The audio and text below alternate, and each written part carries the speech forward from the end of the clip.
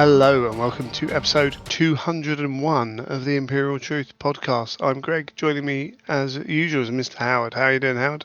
Yeah, I'm doing pretty good, thank you, Greg. That sounded pretty cool, saying 201.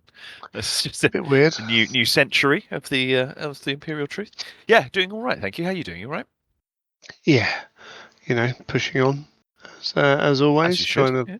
work out what's going on for the next month as you do at the start of every December. Trying to Oh figure yeah. out where I'm going to be, what's happening. There's a million things going on. There's presents to buy. It Still is feel like what I it haven't is. entirely accepted that November's a thing, let alone Yeah, running into December. Yeah, but there's all sorts of truth. things to book up now. For sure, especially having a kid changes that, doesn't it? And he's at the age now where he's really starting to. We've got to start Christmas films soon as well, I think, because Oh, nice. finding the Yeah. time to watch him, get him off some of the naff stuff he watches, and get him onto some good Christmas stuff, which the missus will love doing anyway. So we'll see how that goes. Anyway, before we ramble on too much, Element Games.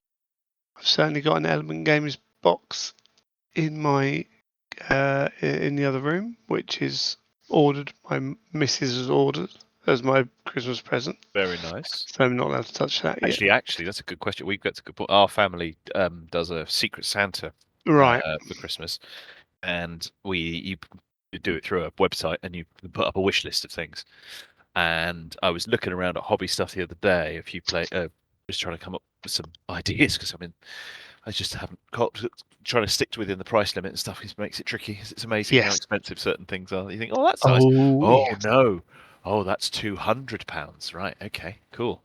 That's not in the WoW price by a long shot. So yeah, I need to go and peruse Element for that. There's a couple of cool things which they were relatively one of the relative few who are doing it.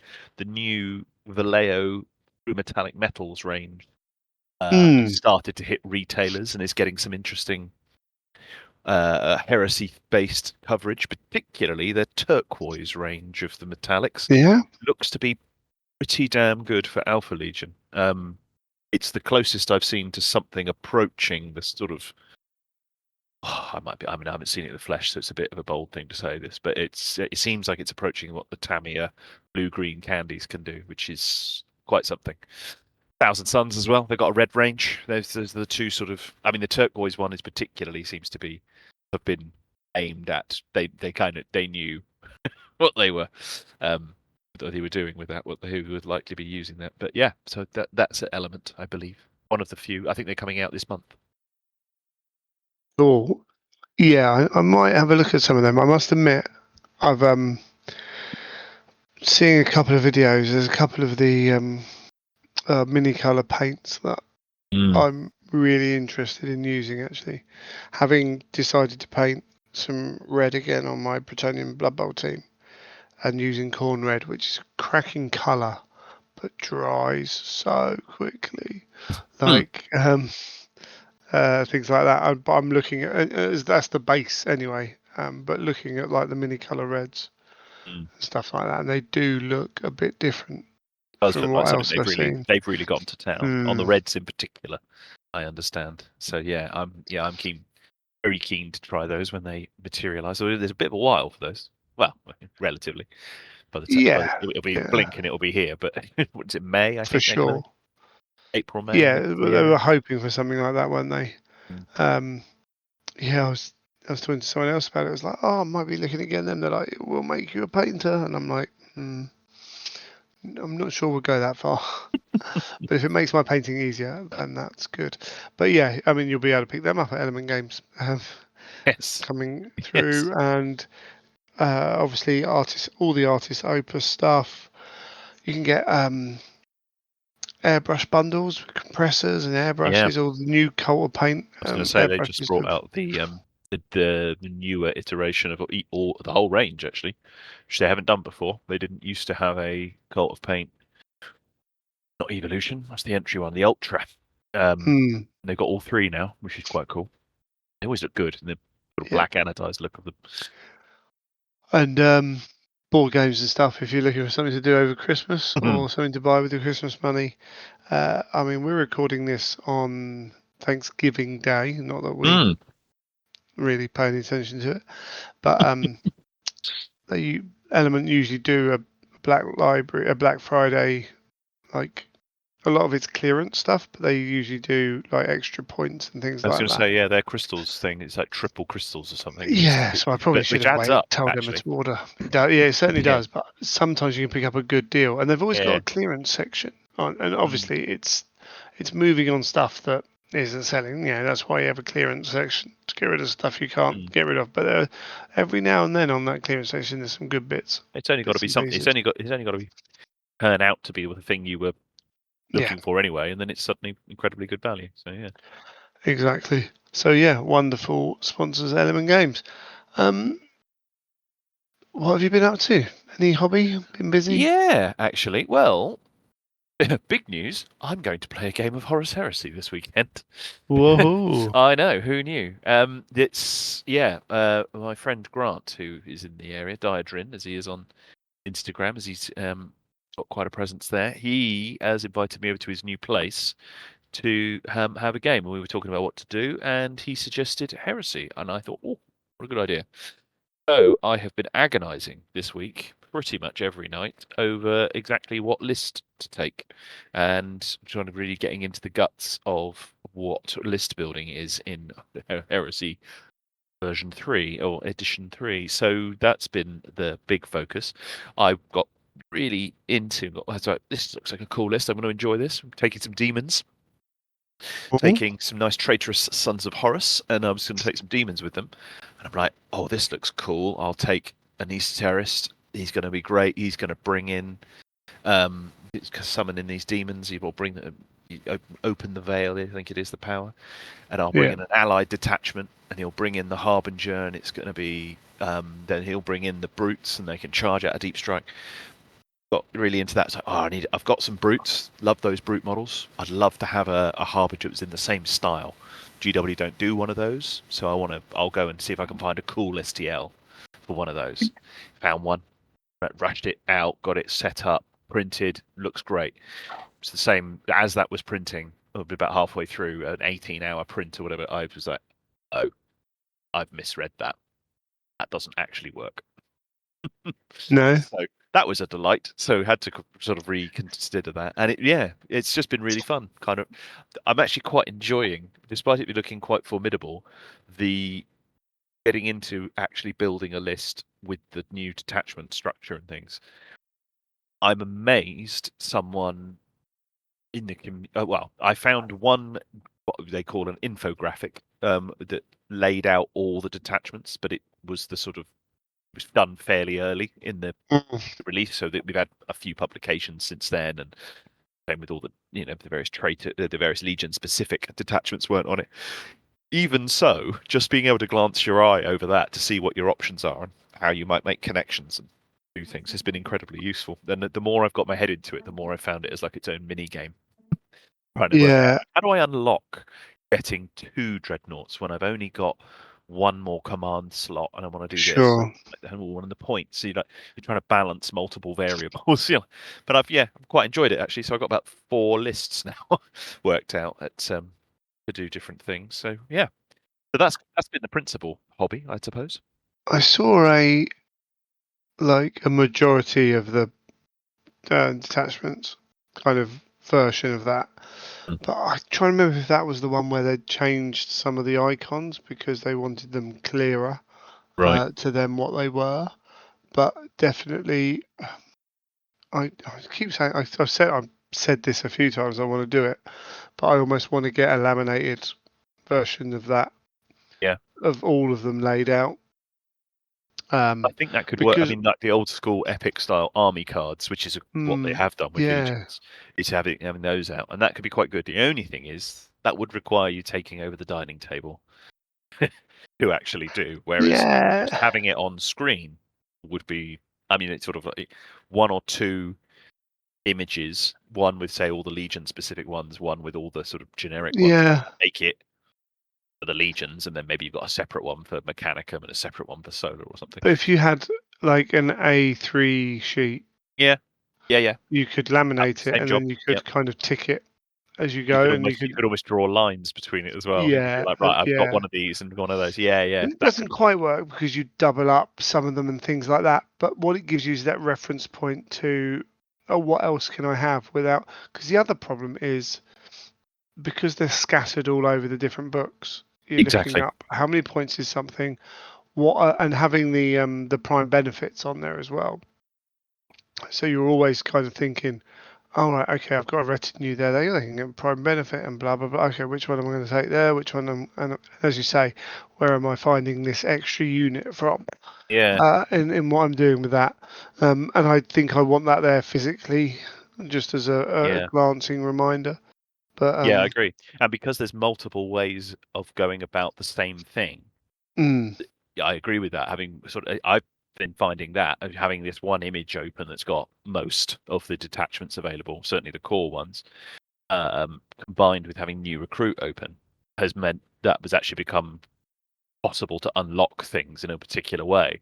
I was doing it earlier. I was trying to work out how to take more than one dreadnought. And I don't really want to use a logistical benefit yeah, um, as a prime advantage because then I can't get bonus on those. And I was quite with Sons of Horus. I was like, I kind of want those to be these veterans or like we're better than you kind of feel to them. So I didn't really want to lose it through a logistical benefit. So hang on, what I can do is jig this around slightly differently. I'll take an officer carder, then I can unlock. Then I take an extra officer who also gets the prime benefit, and I can actually move this around because I don't have to take my just staring in this thing. I can take them over here. oh So you're yeah, like, okay, that you can just reconfigure the way you're doing, and it ends up being more efficient to do the thing you're trying to do a different way. So yeah, I agree. I think that I would recommend that to people. And now I need to sort out my play aids, I suppose. There's a cheat sheet I found, which looks very handy. Just I would found the having one a pretty thorough one of those. The previous version of Horus Heresy was incredibly useful. Just try and minimise the amount I'm flicking through the book. have you? Although I say Mm, that I have got on the way. They won't be here in time for this weekend, but on the way I backed the Kickstarter for Horus Heresy tabs. So yeah, Mark Latham, I think it is the chap who it does is. them. Yeah, he's just doing the Blood Bowl ones. I didn't There you think go. about the heresy ones. I missed out on that. Maybe I can contact him on the Blood Bowl Kickstarter and Usually he does. Usually yeah, says you can add in extras, yeah, depending on whether he's got enough stock. yeah. Um, but he's placing the orders for that, I think, soon. The Heresy tab. So that might be worth getting in touch with him sooner rather than later. He might do a late pledge as well. Add it to the list of Yeah. But things I that, need to do. again, another thing that anything that speeds up gameplay, I think, adds considerably to the enjoyment of it rather than saying, oh, just hold on a minute, I'll just go and look that up. Oh, I can't quite remember that. Doesn't make it fun for anyone, really, does it? So yeah, Yeah, things like that's particularly things like having the challenge options mm, in a separate document, like that you can just leave open hmm when you know you're approaching that phase, can be really make a useful note because about that. there's a lot of like, what are the permutations here? If I do this, like, do I want to go first in this fight and risk not doing enough damage, or do I want to try and survive it and then be Mm, able to do something else? And really trying to work my way through that because that's, when I played Giles with his Dark Angels. mm, I was like, if his guy hits me, there's a good chance I'm dead. Like, I'm going to lose this challenge, and if he keeps winning the challenge, I'm definitely going to die. The only way out of it for me is to survive and get out of there. So, oh yeah, there's a system I can do that. If I survive and get a little bit lucky, then I can end the challenge. Okay, cool. I'll take that one. It's my only chance of keeping what I need in here, and it worked once. mm. You know, Yeah, yeah, that kind of thing. So yeah, sometimes it's worth just trying to be first, and sometimes it's worth trying to go for the other stuff. But yeah. there's game state changes with that. So It did make me. It reminded me that I think I feel like there's been. Well, the one I thought there was quite a lot of work, far more work I thought had been done to the army construction mechanism. Because I mean, I don't see how you could create a system like this without quite a lot of thinking and work have gone into it.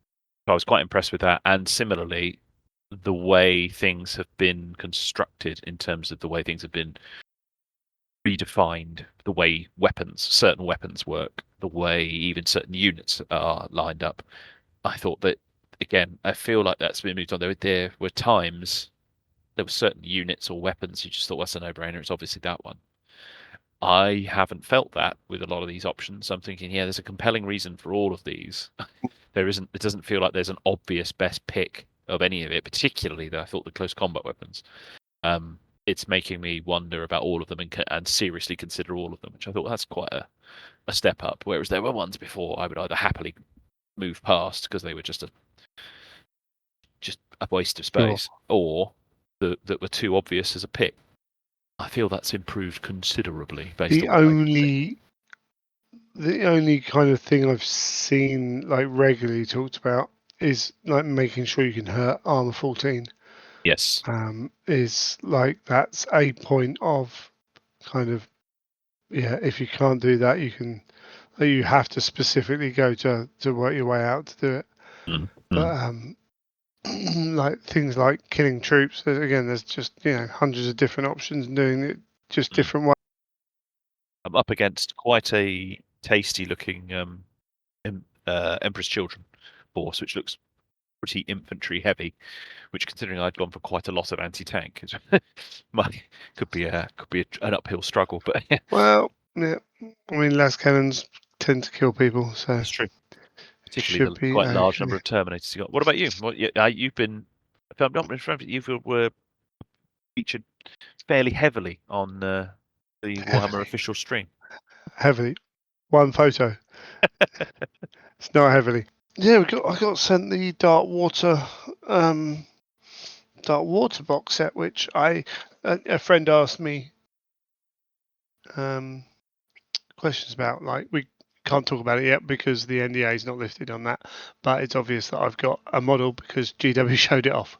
Oh yeah. So yeah, painted that up. I did my bestest Richard Gray impression because the time I set aside to paint it got swallowed up by other stuff, and I realised, I'm going to be very tight to getting this in for deadline, and then realised that no one's going to see the back of it. Love this. Love So this move. there is some paint on the back of it, but it's certainly not finished on the back. And got the photo in, and they decided to use it, which is awfully nice of them. Feels good. It's nice. I think it looked great. I mean, you sent over a couple of things in the work in progress. I thought it was looking really good. Great colour choices. Yeah, I think the colours work. That Sotek green is going to be the colour of my Cities of Sigmar army. It's such a great colour. To be fair, I need to shift up the way I do my metals because my painting style is very kind of I don't know how to describe it really, but like sometimes the black will show through. Sometimes I won't be as smooth with it. Like it can be quite rough, I suppose, is a good way of saying it.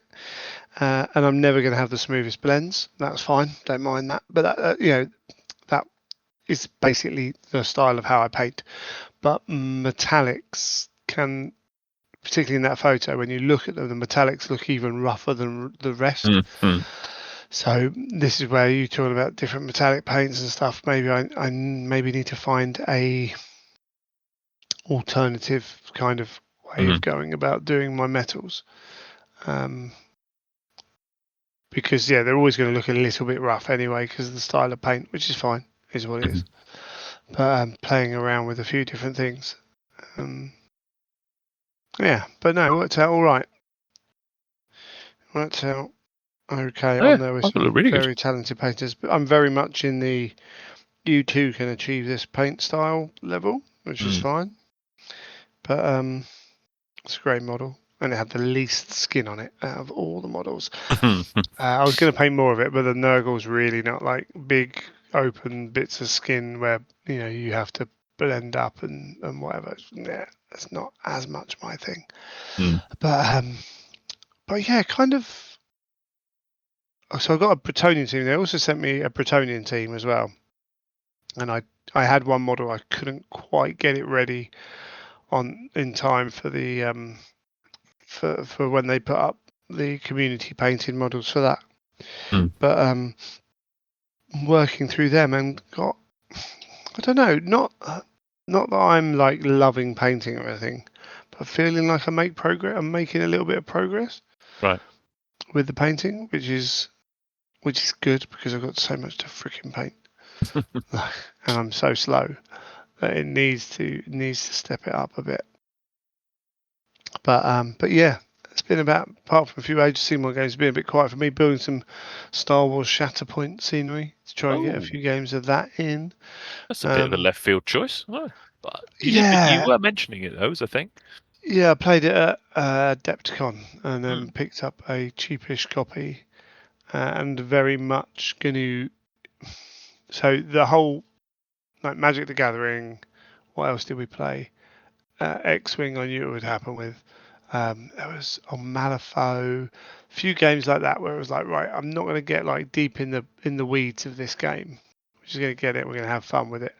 And invariably, you start getting deep in the weeds, start list building and trying to hone it all, and then someone's reading up all the tactics and stuff. Shatterpoint, you buy groups of 4 models, Mm. and then you have 2 of those groups that you play with. But you can like switch. You can this one's worth this much. You can switch them out. I've said to the guys I want to play with, it's like don't want to play it like that.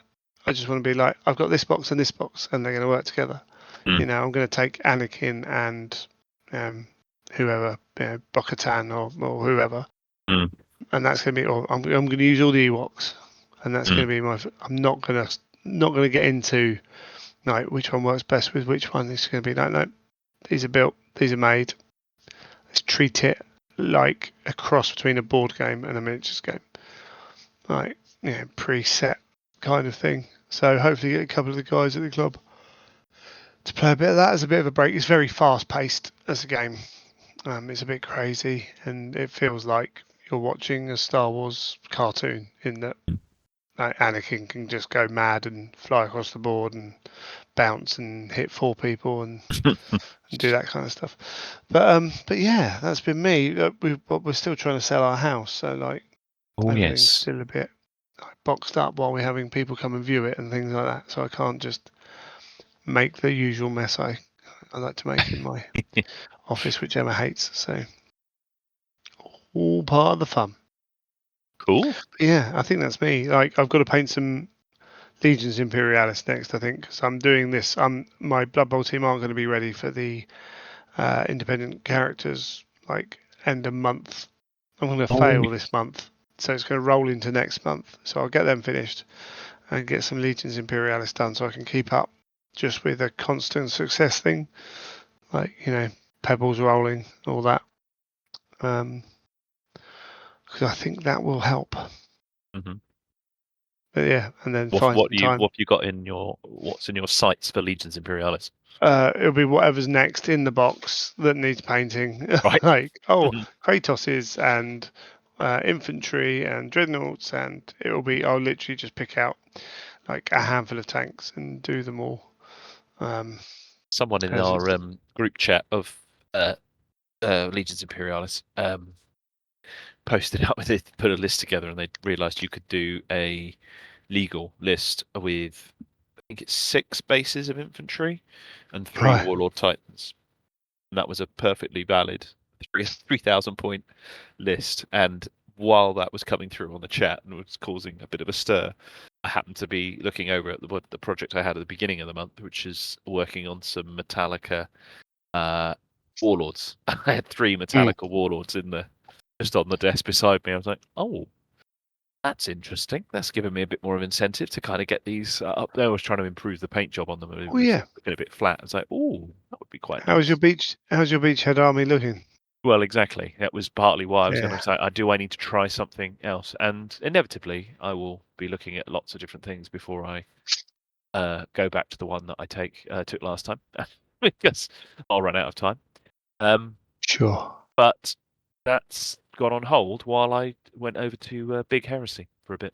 Sure. I'll come back to that. Need to work out if I can do beachhead.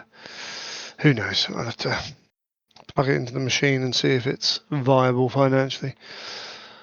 We shall see. Cool. I think we're probably done on that front then. That's all. That's on our side. Should we take a break and come back to the news? Yeah, let's do it.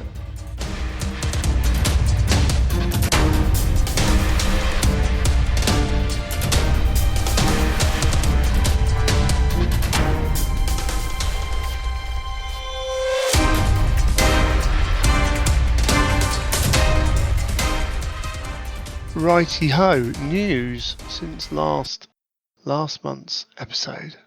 We've had a few things going on. We've had some rules drops. We're going to be talking about the Zone Mortalis rules in a little bit, but that's cool. We had a preview. We had a preview show, an actual bona fide preview show. Quite a big one as well. Well, just the fact we had one at all was interesting. So they're not dead. They're maybe every now and then. Who knows? Who knows? First up, we got some cataphracti terminators.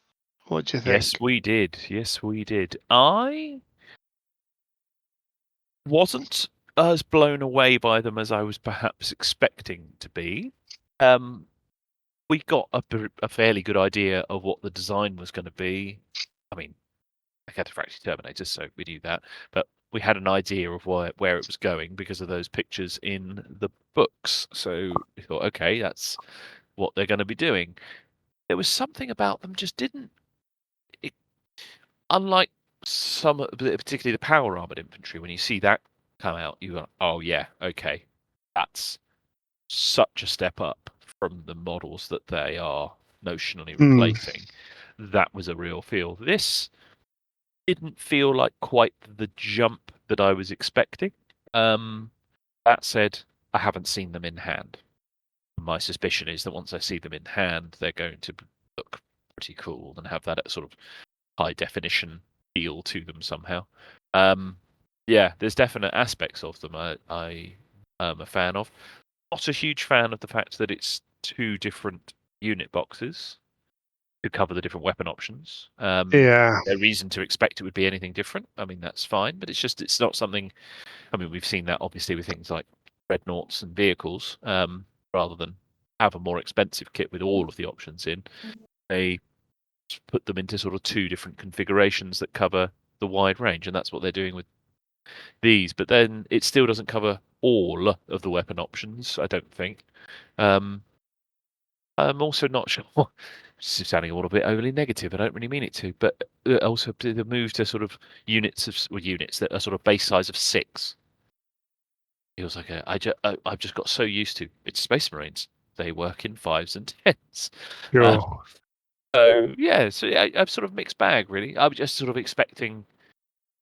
There's a lot, doesn't it? That your level of expectation now is so high with the quality of what they put out that my expectations were probably unrealistically high without being specifically defined. So I'm looking forward to seeing them in person. Sure. My initial reaction was a bit muted. Yeah, at the end of the day, they need to look a bit like cataphractic terminators, which we already have. Yeah. So there's only so much you can do with that. There are some pictures. So like the on the website, the 3 kind of groups of pictures they've got that you can cycle through. Yeah. I think all look quite good. But when you look at the other photos, maybe it's just the angle, maybe it's the pose. Some of them do look just a bit stretched. Yeah, and like rather than redesigned, like just pulled a little bit.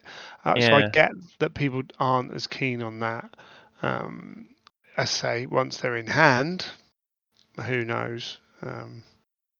See what they're like. There's some cool little details in them. I mean, I like them. Yeah, and that's it. And I think that tone sums it up perfectly. Yeah, I like them. They're no Tartarus. Just some of it looks a bit. Well, this is the other part of it. I can see what they've made. Some of them, they've made some of the design choices over the weapons and the details and the extras and the extra filigree is making them look that little bit more archaic. It's quite evocative of some of the artwork, particularly the Sabertooth card game artwork. There's some feeling that some of that in there. There's things like the Power Fist is reminiscent of some of the Dreadnought references they had from that era of artworks. The bolt guns seem like they feel like they're a lot bigger. Certainly look a hell of a lot bigger than the Volkites.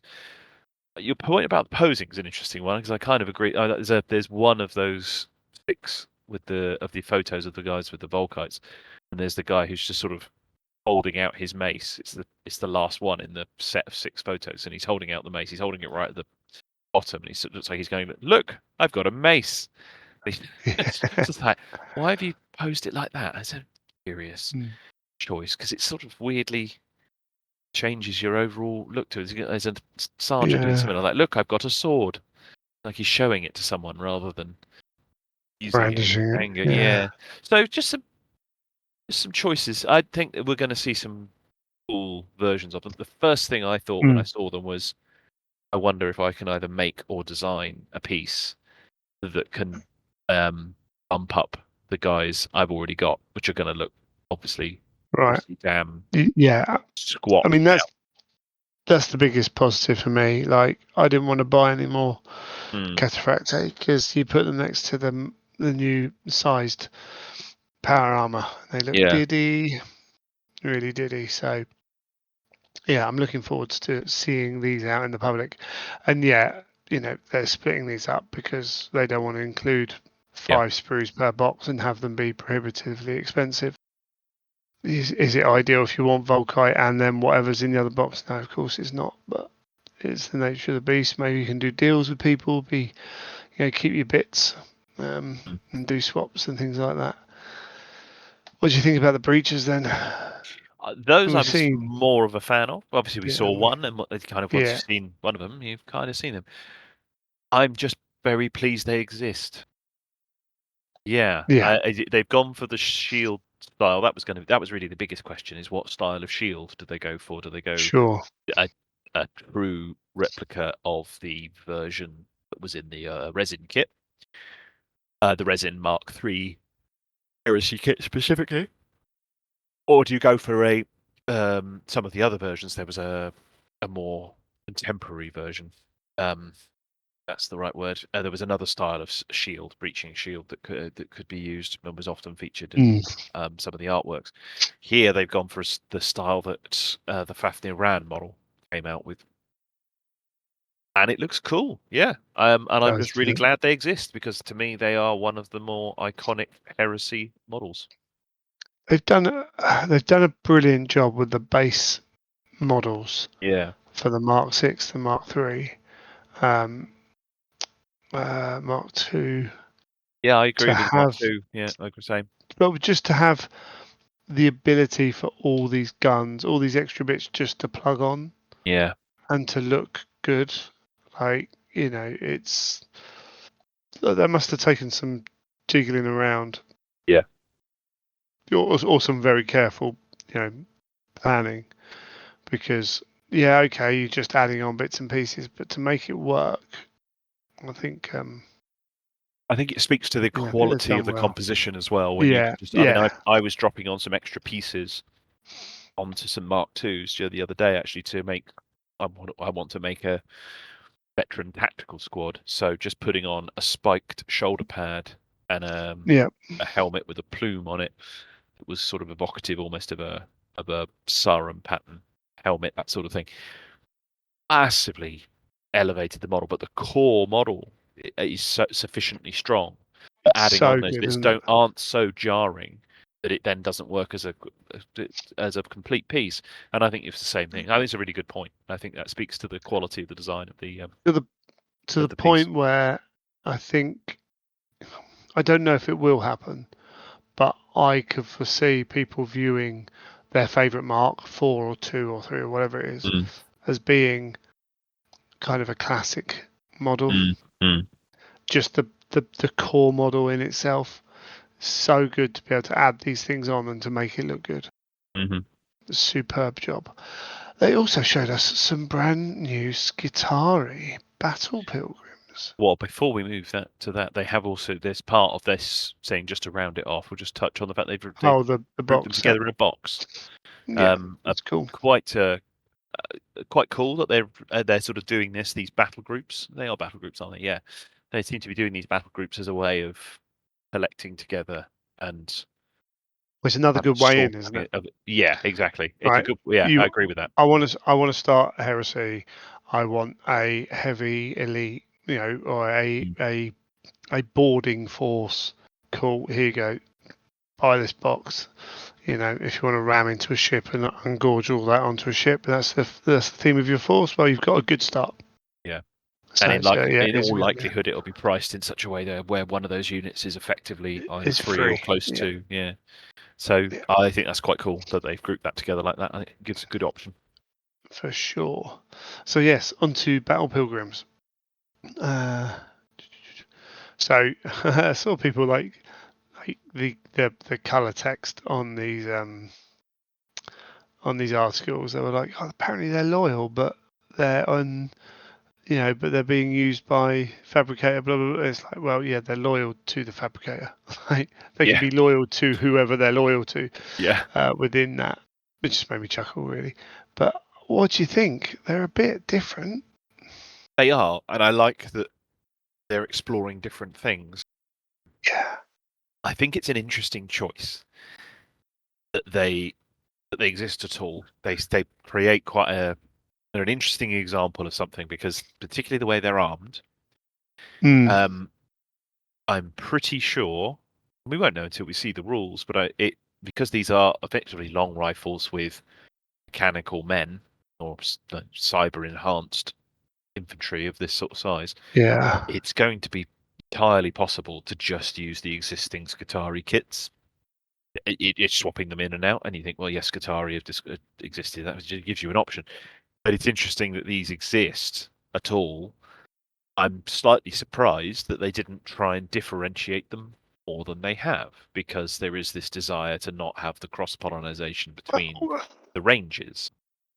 It's Yeah. I mean, at the yeah, end of the day, though, if I've got a unit that is, I mean, people already use Skitarii yeah, as tech scrolls yeah. and things like that anyway. So any light infantry with a gun, it doesn't matter what they look like. No, People quite. Yeah, will use whatever. So at least these echo forwards, as it were, to the 40k Skitarii. Like the weapons, the yeah, filigree on it is very similar, and there's a few other kind of bits that feed in down that line. yeah. It's just interesting that to me, that they have used one of their production slots, if you like, one of their design Sure. and production slots on something that could Well, be this, rather than be something that you think, well, I kind of have to have this if I want to explore that particular unit type. But I agree, design wise, I agree. I think it's a really cool choice yeah, because it does echo forward. I think that's a really good way of putting it. yeah. I kind of get what you mean. I can see it just being a choice now. Like people are, Mm, yes, like these are the 30k ones, they're the 40k ones, and the people who think I'm playing 30k will buy 30k, and the people who will always mix stuff will always mix stuff anyway. mm, In terms of using a design slot, I think that's like a different thing now than it was even 2 years ago. Like using a production slot, I think we're in a very different environment now mm. with regards to production slots, things like that. But maybe we'll chat about that in a minute. Um, yeah, the Pilgrim Marshal's cool. I kind of like the long legs. Yeah, me too. Particularly as they They don't do look feel different, don't spindly. they? They Yeah. look like they mean business. These guys, and yeah, they look very much It, like they're coming from the design house of Necromunda. To me, yeah. it does look like it's the studio from the studio that brought you Necromunda. Here, They've these got. I ones. think they've got the size right. Mm, It's it's one of those things where they could look silly, and some people probably think they do, but it looks like they've got those legs on to do a job. Like yeah, like like when you see like the window cleaners who wear stilts, yeah, right? yeah. Like it's a bit silly, but then you're like, okay, no, that fits what you're doing. And it feels like, yeah, these allow these light infantry to move a bit easier over the terrain that they're moving over, Mm. and a little bit quicker. Cool. Yeah, that jives in my head. Looks like they're coming in 8 to 16 battle Yeah, I pilgrims. thought that was interesting. So Yeah. boxes of 8. I suspect it's just room on the sprue. Yeah, I agree, and feeling that they don't have to hit the magic multiples of 5. They can give play themselves around the with it. freedom. Yeah, to give themselves the freedom, and that allows you to put different size pieces effectively on the I kit. like the character as well. There's some nice kids. That Yeah, claw I was thinking. I think is exactly really what I was going to cool. say. I think the claw one Yeah. is the coolest one there. Super cool. And then we're getting the Voltrax in plastic. Yeah, there he is. So, let's talk about that now, right? So I posed this question once again on a Discord, and I think the last Heresy resin model were the 2 characters back in April. Can't remember their names now. There was the Raven Guard, Cadus Yeah, Nox, yeah, that's the thing like guy. that. Him. Yeah, The him. There were scary 2 Raven characters guy. at the same time that were resin. Hmm. I can't remember the last resin Old World because I don't pay as much attention to that. The new Necromunda stuff's plastic, isn't it? Mm-hmm. Particularly the brand new stuff that they previewed at this preview that we're talking about. There was, in fact, I don't think there was any resin in this preview. No. So we've talked. I don't know if we talked about it before, but resin's a pain, and they don't. I don't know that they don't want to do it, but it makes sense that they don't want to do resin anymore. Like, it's time intensive. It's got a higher failure rate. It's they have to market it as an expert kit. Like, it's people doing that. It takes time away from that. It puts people off. It's horrible material to work with compared to plastic. When compared, Still better than metal. Yeah. But it's more fragile. If I don't know the ins and outs on the taxes, talk about the taxes putting an extra cost on the resin because of the lack of recyclability or what have you, one-use plastics, all that stuff. And they're pushing their plastic production. Like, the way forward for a company the size of GW is plastic, and it feels like we hit that tipping point now. And this preview is like the kind of real show of, like, you're not getting any new resin stuff. It's not happening. It's all plastic from here on in. And I don't know that. And maybe there is some more resin, but I'd put £1 on them. Never, like, new resin, keeping stuff they've already got in resin for a while until they can get around to reproducing it in plastic. Fair enough. I have heard a rumour that there are 2 Primarchs ready, done in plastic. Wow. And it's a rumour, like a rumour. I'll tell you one of the things that would be an interesting one. Angron and Latara Sarin are both resin.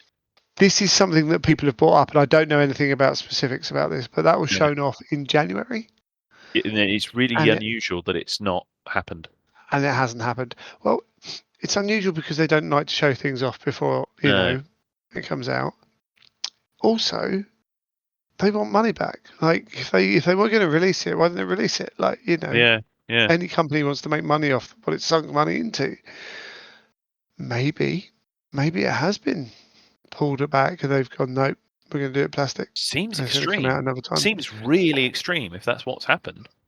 But you do wonder if they want to move away from resin anyway, you're then going to produce this huge resin piece, which is going to cost a lot of money, which is going to have, again, like, all the problems that come with that, and it's going to have a limited, particularly because they've got a plastic Angron model out, it's going to have a limited amount of purchase.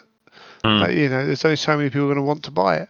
So are you going to benefit more from pulling that back, redesigning it plastic, putting it out plastic? There's a logical sense to it. I've heard one name of a Primarch and it wasn't him.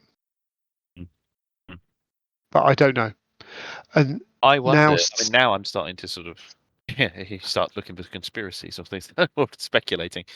I do wonder. I mean, that Angron in particular looked like he was a challenging kit to model, to fabricate rather. I mean, I wonder if the yields on it wasn't working. I mean, I wonder if they Maybe. just weren't getting the numbers out of quality high enough Or that we they could we risk. know Who knows? we know that internal dialogue at GW, like any big company, it has its ups and downs. Mm. And so it wouldn't surprise me, and I don't know if this is complete conjecture, that they've done it and then someone's literally come the next day and said, by the way, we're trying to go all plastic. Yeah. But I've just Yeah. designed By the this. way. Well, yeah, by the way, we're at a point where we can do it. You know, who knows? Mm. But it is conspicuous by its absence. Yeah. Yeah. Uh, I think and because it's been announced, it would be unlikely. I would imagine it is just going to come out in resin, but it'll just be the last one. no, You don't no. think? Why would it not be out already? What logical reason is Angron not out? Not space on the release schedule. What I'm reaching, but it's the only one I over can think of.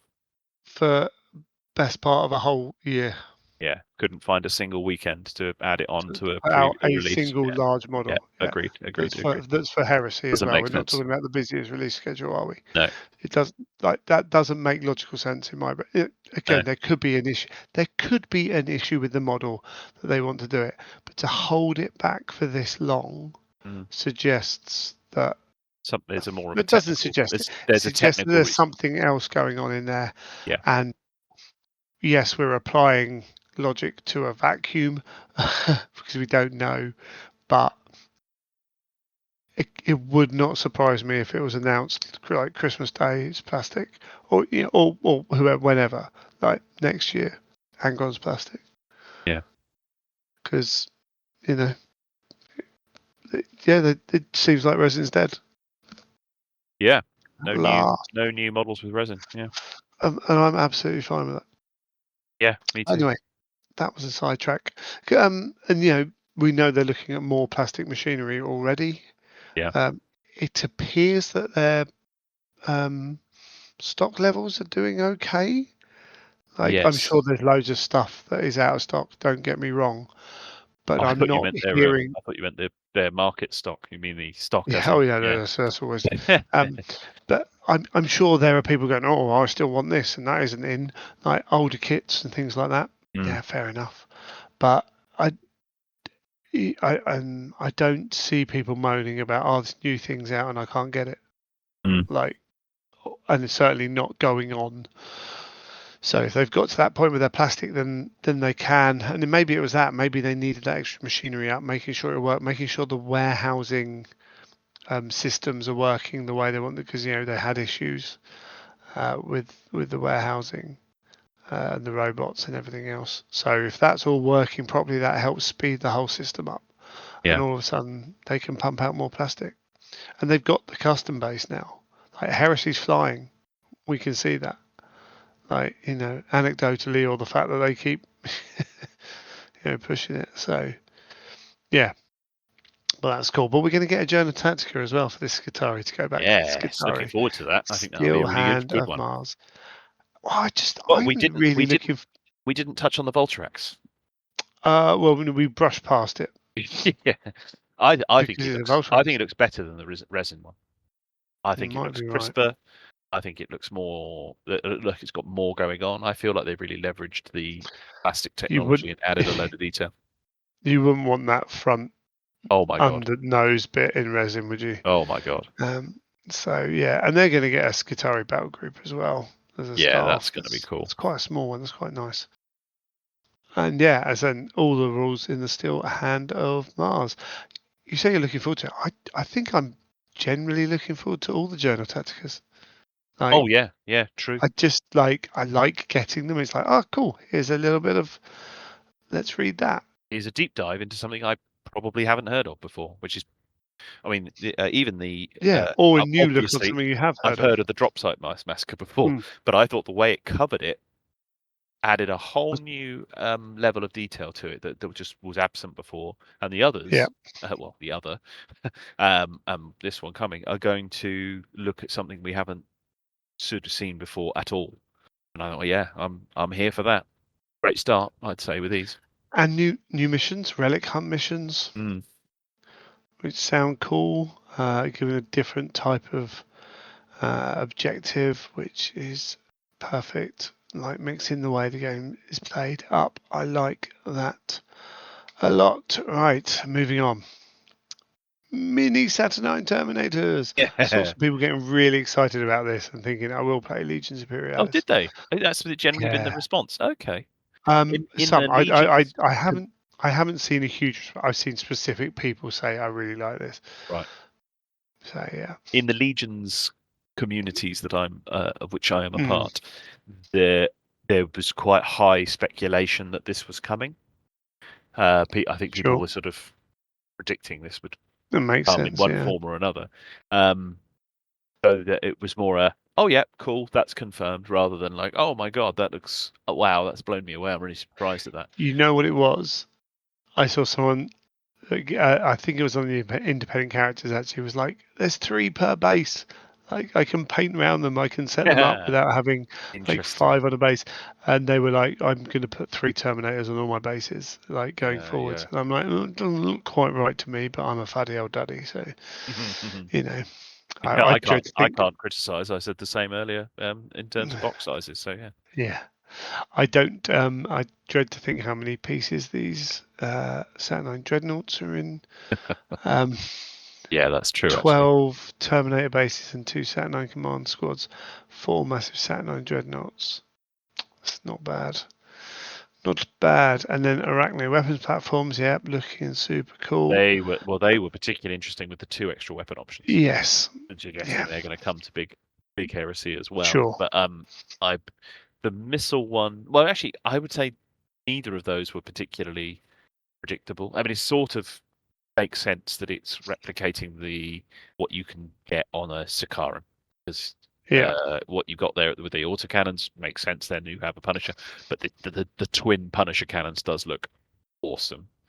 But I also really like the missile one. I think that looks cool as well, particularly for a fixed emplacement. I think it looks great. Sure, yeah, absolutely. The box set looks interesting. So you get what we got: 12 Terminator squads, 4 command squads, 8 dreadnoughts, set of 8 Arachne platforms, 8 Vindicators siege tanks, 2 Mastodon super heavy assault transports, and 2 Fire Raptors. It's a bit of a It is a weird weird mix on the It end is there, a weird isn't it? mix. Yeah, I find that a bit But weird. I did the Mastodons. Yeah, that makes perfect sense. But I would have thought you'd put some Land Raiders there, or yeah, if I mean, you might be. Saturnine can go in Land Raiders, can't they? Yeah, yeah, because it's not a light transport. Yeah. How many Saturnine you fit in the Mastodons? Would it be half of them? And the other, some are going to Well, teleport as well. do you mean in Big Heresy, or No, in we won't know Legions. in Legions because we don't know what Don't know what size size they are. they count as? But I would have It seems thought 4. fine. Yeah, 4 sounded right to me. And then deep, yeah, okay. We'll see. Deep strike some, send some in. The Fire Raptors and the Vindicators Fire Raptors weird. are a The weird choice. Vindicators, I don't mind the Vindicators as much because you're talking about big punishing weaponry. Like these guys are not particularly long range, but hitting hard. On the equivalent of a light tank. I'd think if it was a Yeah, maybe. Cerberus, a Cerberus or a Stormhammer. Goodness me, Typhon. Either of those, I would have sort of been. Yeah, Yeah, a bit bigger. I yeah, don't know, maybe. they are. Yeah, it's just a weird. Either way. Somehow thematically it looks a bit odd, but yeah, I think it's And then, fine. yeah, and then Legion heavy, super heavies. Falchion. What else we got? Oh yes, now this was a bit of a highlight. Ascalon variant. Yes, I mean it makes Inferno gun. sense. It did make sense that that there was going to be an alternate build of something based on the Falcon. I wouldn't have predicted this, and I think it's quite cool. But they've gone the other way. Like one, you've got the long range sniper. The other one, totally different kind of feel to the tank. A sort of I suppose you call it siege. I don't know, an assault thing. I think That's quite fun, rather than just putting a plasma I think cannon. it's fair to say now you definitely got the tools to deal with infantry in buildings, yeah. Mm-hmm. Which Yes. which was a complaint, a year ago. Yeah. All of a sudden it's like, hold on, you got a lot of other stuff you can do now. So they look cool, and the glaive and the fellblade, of course. And then some more battle groups. Yes. Combined arms one looks like a decent amount of everyone I've stuff seen going has on. said that actually not only that these are very cool, that these as exist, they've actually got a really good mix of units. That looks like, again, you're talking about, oh yeah, someone wants to play Imperialis. Right, start here. Yeah. Right. They Okay. complement the battle groups that were already out rather Yeah. well, and it does exactly what it says on there, to being the combined arms group. I think that's quite a well chosen, particularly the Marine one, but I mean all of them really. They're very good. Yeah, no, that's cool. That's super cool. I need to get some legions and talk to people. And then again, another book, The Ruin of the Salamanders. Again, very cool, the type of topic. Yeah. Have you read Drop Site Massacre yet? The novel, not the No. Journal Tactica. No. I am about, I'll tell you, I am a way through the audiobook. I You're am further than me then, because I'm reading it. 55% of the way through the audiobook, and I Right. keep not putting it on to keep listening to, because I'm really enjoying it. I think it's really good. I think the tension in it, in this build up, has been brilliant so far. Yeah, I'm not very far through. I've been delayed, and then when I've been able to read, it's like been tired and stuff like that. Yeah. But I am working my way through it, and we are going to get John on the show Oh, at super some cool. point very soon. I would recommend to anyone to go and watch his interview that BL put out as well, because that one came out, I think, since we last recorded. He was interviewed on there, and that's a good one, as is the Chris Rate interview for the Scouring book, the Ashes of Imperium book.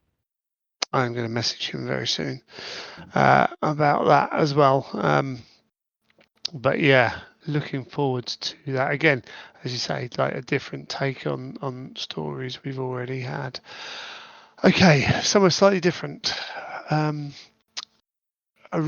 partial re-release of Heresy books, 12 Heresy books. Oh yes, What do you think about that? I get it. I think it makes sense. I think they've clearly identified the concern. However, friend of the show, Michael of Track of Words fame, had opinions on this. Oh, did he? And they weren't terribly well. I mean, yeah, Go on, he was. enlighten us a little. Yeah, I'm just trying to think if he was biased or not, but I don't think that's true.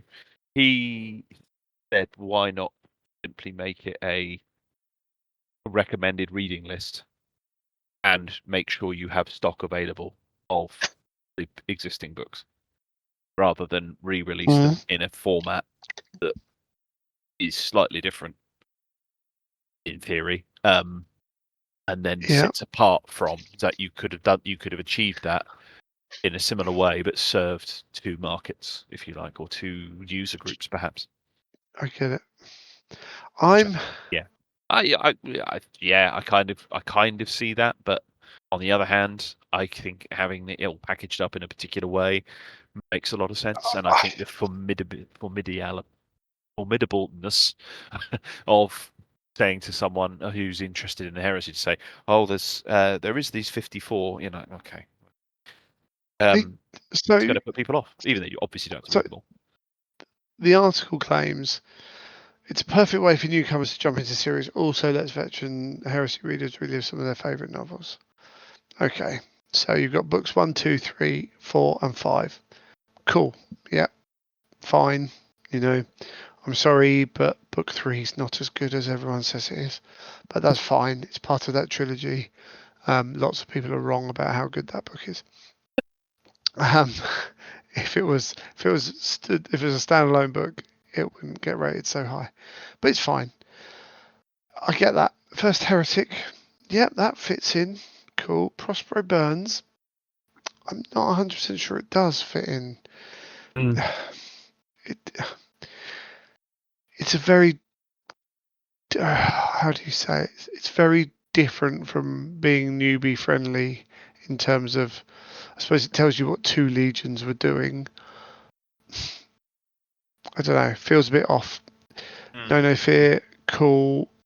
I don't think you could have a heresy for the greatest hits collection. They've included it because it's hard to skip Prospero. But yeah, it's not a greatest hits collection though, is it? This is because they were like, oh, we better let everyone know what the Space Wolves and Thousand Suns are doing. Betrayer, fine. You know, very fine book, but covers that aspect. Cool. Ultramarines, yeah, awesome.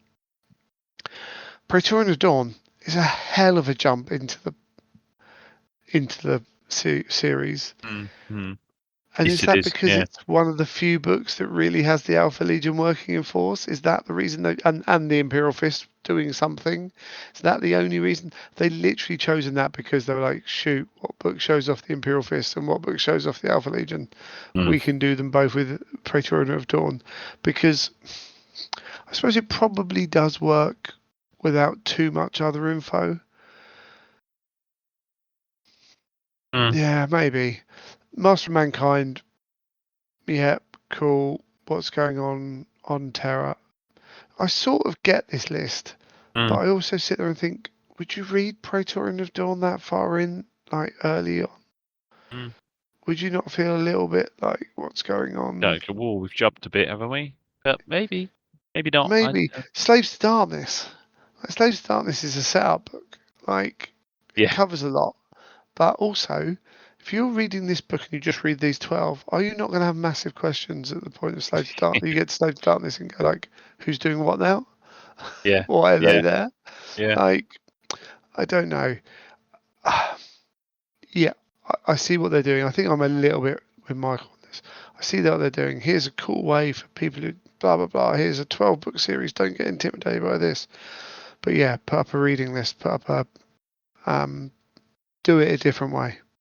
I think just feels a bit. Yeah, I kind of get it. I mean, it's cool that we get the new cover art. When Michael and I did the reading list episodes, I don't think Prospero, or I think we said you should probably read one of Thousand Suns or Prospero as a bare minimum. But no, I don't even know that we did. Wow. I think we said like because they're part in the story. You can work out what's happened in other books. Like the fact that the Space Wolves raise Prospero, like we get character insight in those books, but you don't get a huge amount that affects anything else. You don't get its effect on sort of elsewhere. You do get. Is it only in that book? You do get obviously the impact of Magnus's warning on what the No, consequences. because that's handled in. I was just thinking, is that somewhere else, or is it in that book? It's also handled in Outcast Dead. Oh yeah. And Master of Mankind. Yeah, Do they talk about possibly it there? more that. I think, like, you need to know that. Yeah, you need to know that Prospero's been raised, but that happen. You find that out in Scars. They talk about that in like other books as well. Don't get me wrong. I think Prospero's Burns is one of the best books in the series. So we were like, you should read both of them. But if you were trying to speed run read the 54 books, we got it down to like 20. I don't think either of them were on there. I'd have to double check. But yeah, interesting. Anyway, it's something new to collect. Excellent. And then what else did we have? So yeah, there was a bit of a jump after that, which is fair enough. We got a massive preview, which was good for us. But we did also get some. Oh look, some more resin turned plastic. We got some Myrmidons. Yes.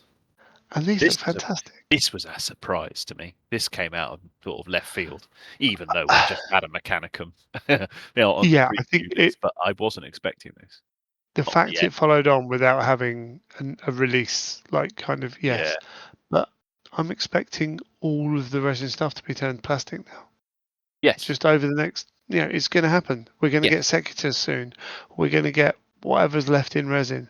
The question is, how far does it go with Legion-specific units? Yeah, and that's Things like perhaps that. why this was a surprise. I know that sounds like a weird link. But my mind had very much accustomed us to this, of the plasticization of the range for vehicles and dreadnoughts for the longest time, because that's been happening for some time. Hadn't quite got there with the infantry, because it sort of felt that was a bigger deal. Okay, we're seeing it with robots, Thalax and Castellax and stuff, so logically it would go to this. But this one, because you're moving into more organic things, same with the Thralls, actually. The Thralls and these start to deviate more from the source. I mean, that makes it sound like a negative, and I don't mean it like that, because I think these look better. Maybe that's controversial. I do think these look quite a bit better than the resin ones. I think these are quite complete in the way that they've got. I always found the others a slightly different aesthetic, and I just happen to prefer this aesthetic. It's clearer, shall we say. Somehow the resin ones felt very Blanche-esque, which Sure. again, I'm making that sound like a criticism, and I don't mean it to. It's just a particular choice. I think I these think look these great. look a little bit more brutal. Yeah, yeah, I think the others look like dudes with stuff added on. yeah, These very much look like, oh wow, they are like, where does the machine yeah. start? Where does the man They are a end? walking tank thing. Yeah, That kind of thing. What we are going to see, if everything is going plastic, is like you need to accelerate the units that don't have the weapons choices.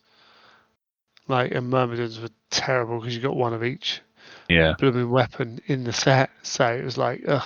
Again, when you're talking about making the game accessible, I the Warhammer Fest before the last one, well, I was asking the question about, are you going to release a weapon set for Mm. Myrmidons?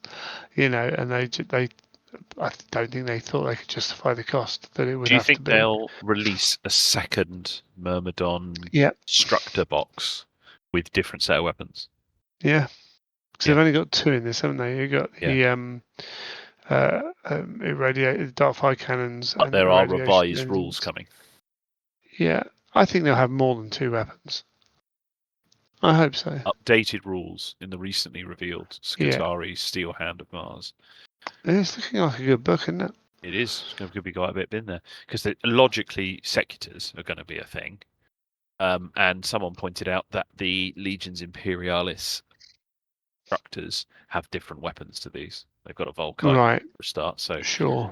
I think there's a plasma one as Yeah, well, off the I top of think my so. head. So it would suggest there's another kit with two weapons going to be in there as well, for a Yeah, total of 4 options you could pick, and then possibly just one kit, maybe 2 for the secutors as well.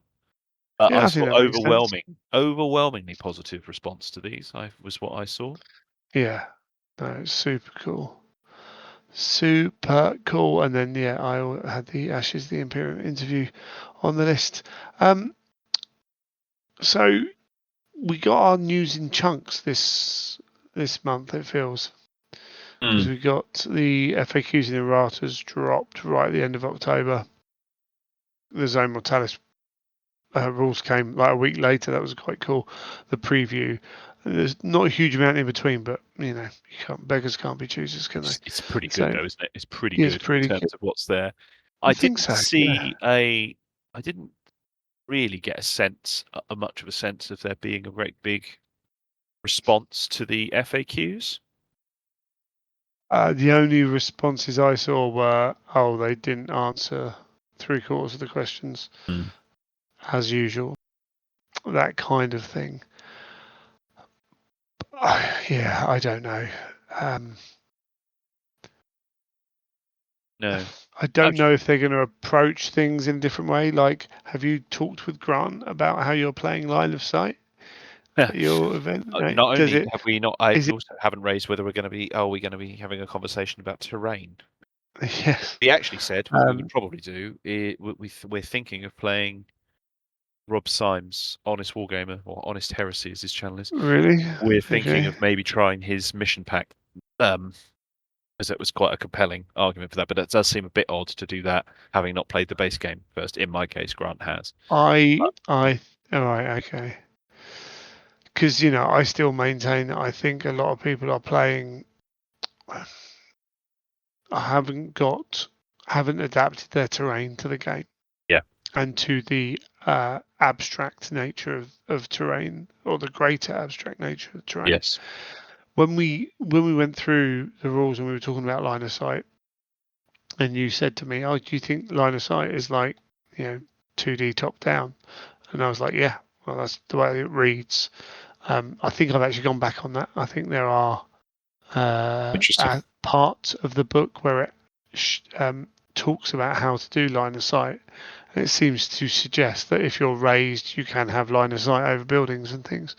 So I think it is a direct line rather than a like literally from base to base, rather than a line that goes all the way along the base level of the game, base to base. And it seems that makes more sense. I don't necessarily think they've written the rules out in a way that makes it, there's some ambiguity there because of the way they've written it. But I think things like that. But it would, I feel like it would be beneficial for them to come out, and I've seen to come out and kind of clarify that. And I've seen some rebuttal from people at Forge World where it was like, well, what do the rules say here and over certain things, and then people. I think they've left it. I think Forge World have basically said it's your game, and the whole point of terrain is what have you got? How do you want to use it within our framed rule set? We can't tell you what every single piece of terrain on your table is because we don't know what you're using. So what they don't seem to want is to end up with L-shaped buildings that are in the same place on every table with terrain that's built exactly the same on every table. It feels like the rules are written so that you can bring anything and have it usable, rather than restrict down everyone's games to looking the same. But within that, you've then got some emphasis on the player to be able to say, how are we doing this? Oh, that feels a bit weird in this instant. Okay, cool. Let's mix it up. Let's do this. The you can't see 3 inches in terrain doesn't feel like it was a rule written for pieces of terrain that are 24 inches by 18 inches. If your terrain is that big, probably wasn't designed with that in mind. So what can you do to that terrain? Can you designate it all as light terrain, but aspects of it as medium terrain where it's heavier or whatever? What can you do with your terrain to play a game that you find fun? Because I also don't feel that I've seen people changing the rules that haven't just brought up different issues or have turned the game into a shooting gallery. Oh yeah, but you get a 5-up invulnerable save. Cool. I don't want you to shoot my I don't want to be able to see everything on the table. Thank you very much. Finding that balance, obviously, as always with these things, is going to be key. And I'm going to be having to rely on Grant's foreknowledge here because I haven't got a feel for it yet. So we'll see how that plays out. I think he's played on fairly balanced tables at Bad Moon, but we'll see what he's trying to remember what Rob's done with his. Rob's focus was more on missions.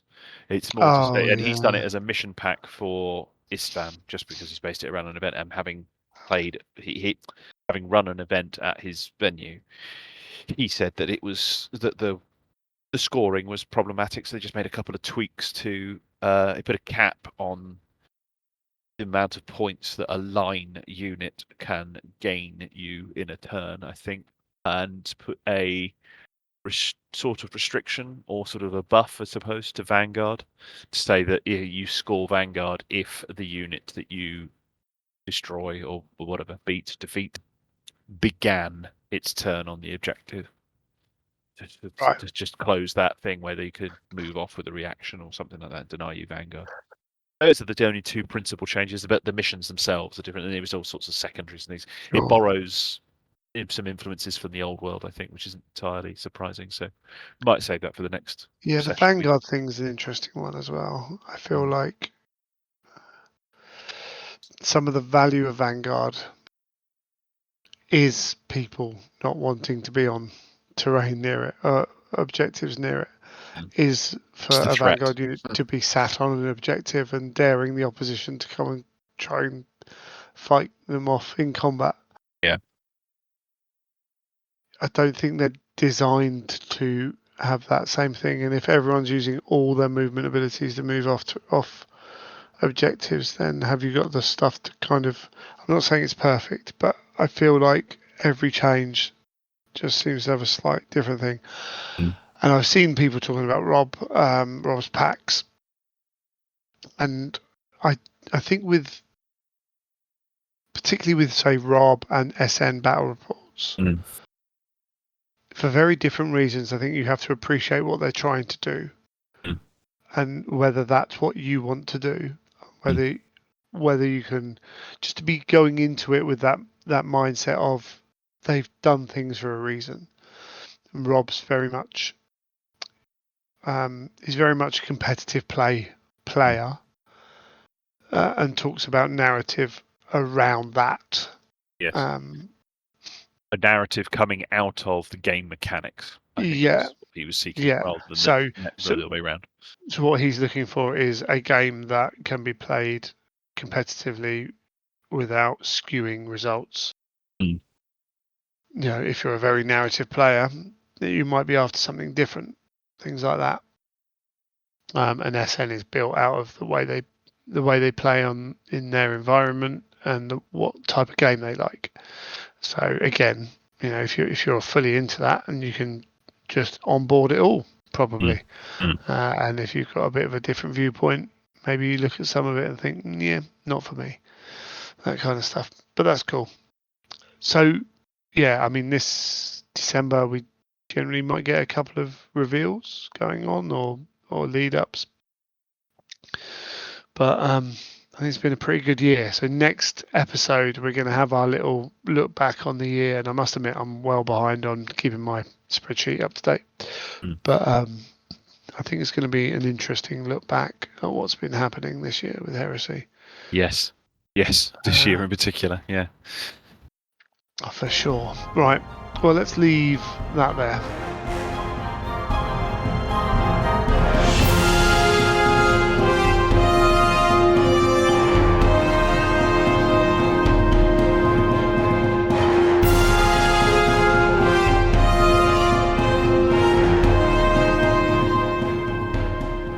Right, we're not actually leaving you yet. We did actually play some games due to the magic of failing to find a time to edit due to life. We have played some of those games. The game with Grant you mentioned. Is that the one? This is like a weird time warp, isn't it? I quite enjoyed this. It is. Weird time skip. There's a certain inceptioniness to it. I went over to Grant Diadrin on Instagram. He went over to his house and got a chance to play. Embarrassingly, it was my first game of Heresy 3rd Edition, even though it's been out and about for so long. And it was brilliant. I really, really enjoyed it, to be honest. Yeah, great host, great person to play games with. We typically play Titanicus, and he will be joining me down at Beachhead in February. But this was a chance to break out the Horus Heresy, and so I took my Sons of Horus. It was the first outing for a lot of the units there, and he took his really very nice Emperor's Children, and we played we played a standard mission. We rolled it there, and it was a chance to try out a lot of things. And I felt fairly confident with a lot of the rules. The bit I wasn't confident with was challenges.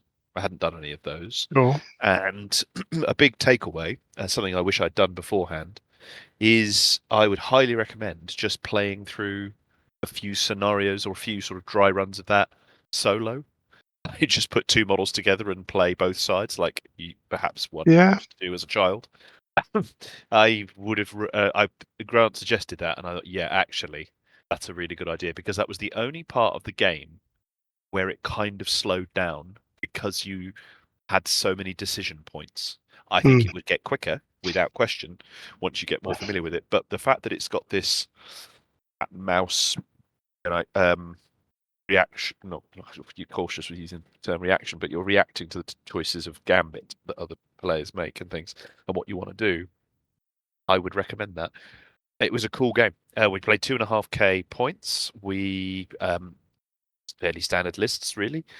Grant's was quite infantry heavy. I did have a Spartan full of Phoenix Terminators, with Praetor and Herald in it, and Legion Champion. It was pretty tooled up party bus coming over. He had both flavors of Palatine Blade, one set of guys on foot coming down on a drop pod, and a group of guys with jetpacks. And he had a couple of tactical squads not in Rhinos, a couple of tactical squads on foot, an assault squad. So very kind of quick, very infantry assault based army on his side. He acknowledged that he did not take, and how did he put it? He didn't have enough punch. Sure. Specifically, anti-tank, he was a bit light on, which I ended up with a fair bit of armor. I had a Kratos, chief amongst it, with the blast gun on it. I had a couple of Rhinos. I had a couple of Contemptors, which were a last-minute addition. I very nearly took a Leviathan in a drop pod, but just got a bit nervous by the amount of deep strike and realizing I'm not sure how useful it is having frankly, more than one unit that's deep striking. And I had some demons in there with an esoterist. I had Abaddon with a Justarin in a Land Raider, and a couple of tactical squads in Rhinos. What else did I have? I think that was about it, actually. That was everything. Yeah. Oh, and a Reaver attack squad in Rhinos as well. So actually, I had quite a mechanized force, as it turned out. And we also tried, which perhaps maybe we should have played a more generic but straightforward game. We did add in a couple of extra tweaks that Rob Symes of the Honest Wargamer fame did, where we just tweaked line and vanguard, where line capped at a particular point. I think you couldn't score more than an additional 3 points off an objective, and you vanguard. You scored vanguard even if the unit. You scored vanguard if the unit started the turn on the objective. So if you reacted off the objective or for whatever reason, then that didn't deny you scoring vanguard, which did come up twice in the game. And it seemed to work really well. The mechanics of the game seemed to flow really quite well. We were both kind of equipped with kind of our lists printed out with cheat sheets and things to help us get through it as best as get through it without slowing down and looking up stuff, which I would recommend to anyone. It really slows down when you're having to look stuff up, which of course we're both relatively new to it. Grant's played a handful of games, so he was very kindly helping me through get through some of it, some of the nuances of how the game mechanics had changed. Palatine blades in particular are quite formidable. Yeah, they are. They had a certain threat to them. I'd forgotten. Of course, they all had artificer armor, so all the Sure. saves in there was a bit like, oh. But stuff charging out of rhinos is a thing. Goodness me, the strike range you had off that, even with a disordered charge, was like, whoa. That's not just Rhinos, any vehicles now. Yeah, this is where I've talked about one of my not issues per se. Well, issue with most modern games actually is it's too fast. Like, and I get why they do it, but I'm all up for the manoeuvring beforehand. But when you're having to measure out 20 odd inch charge ranges as a reasonable charge because they happen to be in a fast tank of some kind, then your manoeuvring opportunities are much reduced in terms of that setting stuff up. Obviously, you're manoeuvring in a different way, but it just feels like, well, you have to go for it. I feel like Land Raiders, for that very reason, are worth their points. Goodness me. And Rhinos, even more so. I mean, I didn't find the disordered charge to be a particularly significant downgrade compared to the assault, but the assault vehicle did have that quite nice, particularly when you've got an expensive unit that you're likely to be delivering. from it.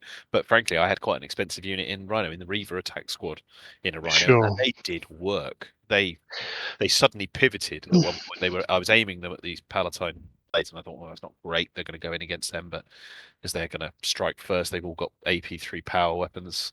We don't. Got precision and lots of attacks, but not sure Higher that's weapon going skill? to. Same, both on The 5, but of same. course, Palatine blades have got that same thing that the Phoenix guys got. There's an Yeah. Emperor's Children thing where they can lower your weapon skill when they attack you, or they can increase their weapon skill for the purposes of when you attack them. Which Not is the biggest thing, actually. Yeah, it is. Yeah, hitting them on Yeah. 5s or them hitting you on 3s, even with Yeah. elite troops, is a big deal. Absolutely. Yeah. So I pivoted and suddenly threw them the other way, which being in the Rhino meant they could do that. He suddenly went over the other way and knocked a tactical squad off the thing and actually wiped the tactical squad. Oh man, and you're like, whoa, okay. I had a big squad of demons I just summoned beside them, ready to do the thing next turn, which I did find that whole standing around for a turn, but demons in particular, was a bit tedious. How do you think? Well, they've got no. These are brutes that you can bring in through using an esoterist, which So was the super esoterists, they cool. can't charge, can they? No, So the can't use the harbinger. No, the Harbinger allows them to charge. Yeah.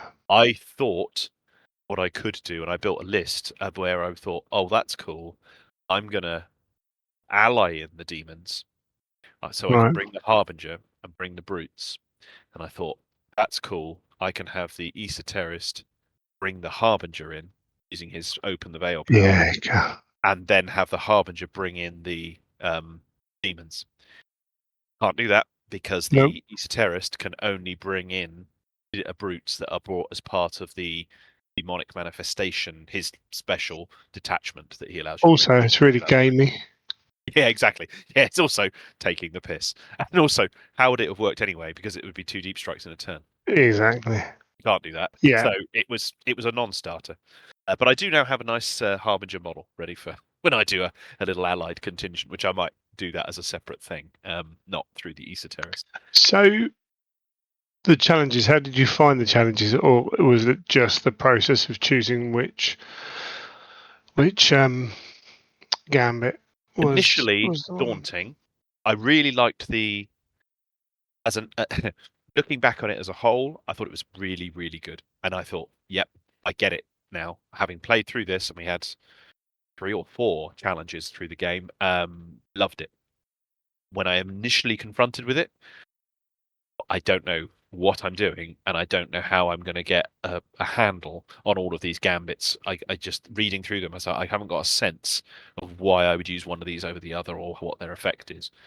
Having played through even one round of a challenge or one Yeah. sequence of challenge, I was like, okay, I get it. Yeah, it it was I weird doing it though, because it felt like I don't see why I would ever do anything other than try and go first. That was what was I thought. do Well, you that not? makes no. Okay, That to interesting. me, So yeah. Carry on. I have played. I've had I haven't played a huge amount, but I've had a number of challenges, and there are multiple times when going first hasn't been the primary concern. That's interesting. Usually when I'm outgunned, actually, Mm. because my only thought process when I'm facing a Praetor versus a console level character is chances of me killing that Praetor in Terminator armor are slim, even if I go first. So I need to either make sure when I hit him I'm doing enough damage, or withdrawing so I can end the fight and survive it. Mm. Or Interesting. have I got the character that's more durable? Can I afford to take the thing which again makes sure I win the fight? Maybe then in a future round I Mm. might. In fact, when we played, I played a game as well using a hierarch, and I went into a character and I was like, cool, I think I can kill him. Took, was it that one? Either way, tried to kill him. Dice didn't work out, and then all of a sudden it was like, shoot, I need to go first. But one of the big things for multi-wound characters in challenges is that -1 per wound suffered. meant there was no way I was going first. So anyway, Yeah, that's true. So it's like, particularly, it sounds weird, but if the more wounds you have, the Now tougher you say challenges that. come to control that. Now you say that. That's something we didn't apply. Now I think about it, we got into that point. Now we didn't actually apply that. There's a couple of little bits like this we missed. Like we ended up mixing two of the gambits together for Grant's character by mistake. We sort of gave him the bonus of one and then the bonus of the other because we'd both been talking about it, and just he ended up on like weapon skill 5 and got a load of other things. But it's like, well, yeah, whatever. It balanced out, I'm sure, somewhere along the way. But yeah, I didn't think about that one. That's a really good point. I think I underestimated the durability of characters in general because I had assumed I had Abaddon. This is the majority of our fights, I suppose, our challenges were between Abaddon and his Legion champion. Later, it was Abaddon, a wounded Abaddon, and his Praetor. His Praetor was the unit basically because of that challenge against the Legion champion, which Abaddon won. The outcome of that meant that his unit broke. Routed rather, and they ran, and we chased them and went into them, and so they were immediately engaged in combat again, but with a status. Because with a status, then of course all their stats dropped, and they were in a bit of a difficult spot. That might have been rather different had we remembered that the wounds introduced the negative one as well. Like every wound you've taken is a negative to your initiative. Either way, Abaddon went down to 1 wound at one point, and his Praetor was as well, and it was all getting a bit dicey. But particularly against the Emperor's Children, I always just felt I have to try and go first. But is it worth it? Because they've got lots of things that will help them do that. Sure. But equally, I thought, well, it's Abaddon, so if I go first, there's a reasonable chance I'm just going to take them out. So maybe that there's when you've got a very even fight, going first is a major advantage. Yeah. But if the fight is uneven one way or the other, particularly, then, I mean, if they're on 1 or 2 wounds, then taking an extra D3 attacks can be like my first turn. I charged my it was Carbander actually in. He hit once, twice, like with 1,000,000 T attacks. But having extra attacks reduces the effect of that. So there's the one where you get the extra attacks, but they're all damage 1. But then if you've got a critical weapon, then you can make that damage 2 as well. So it's looking at all those kind of things. Often when I'm like, I need to kill this character. Like whatever happens, he needs to die this round. Now, if I die before him, that's the risk I have to take. So I'm going to take +1 attack, +1 damage, because it needs to work. But there are ways. I think when it first came out, people were like, it's too complicated, it takes too long. But I must admit, after the first challenge I did, every now and then I'm like, ooh, don't know which way to go. But I've got an idea. It's me deciding between 2 methods. I know pretty much what I want to do. I think it also reinforces the value in playing the same army, or perhaps maybe the same characters, quite a lot, quite frequently. I think you then get because I think you make a really good point about the interaction between certain gambits, perhaps, and certain weapons that you've got, and the interaction of their various traits and special rules.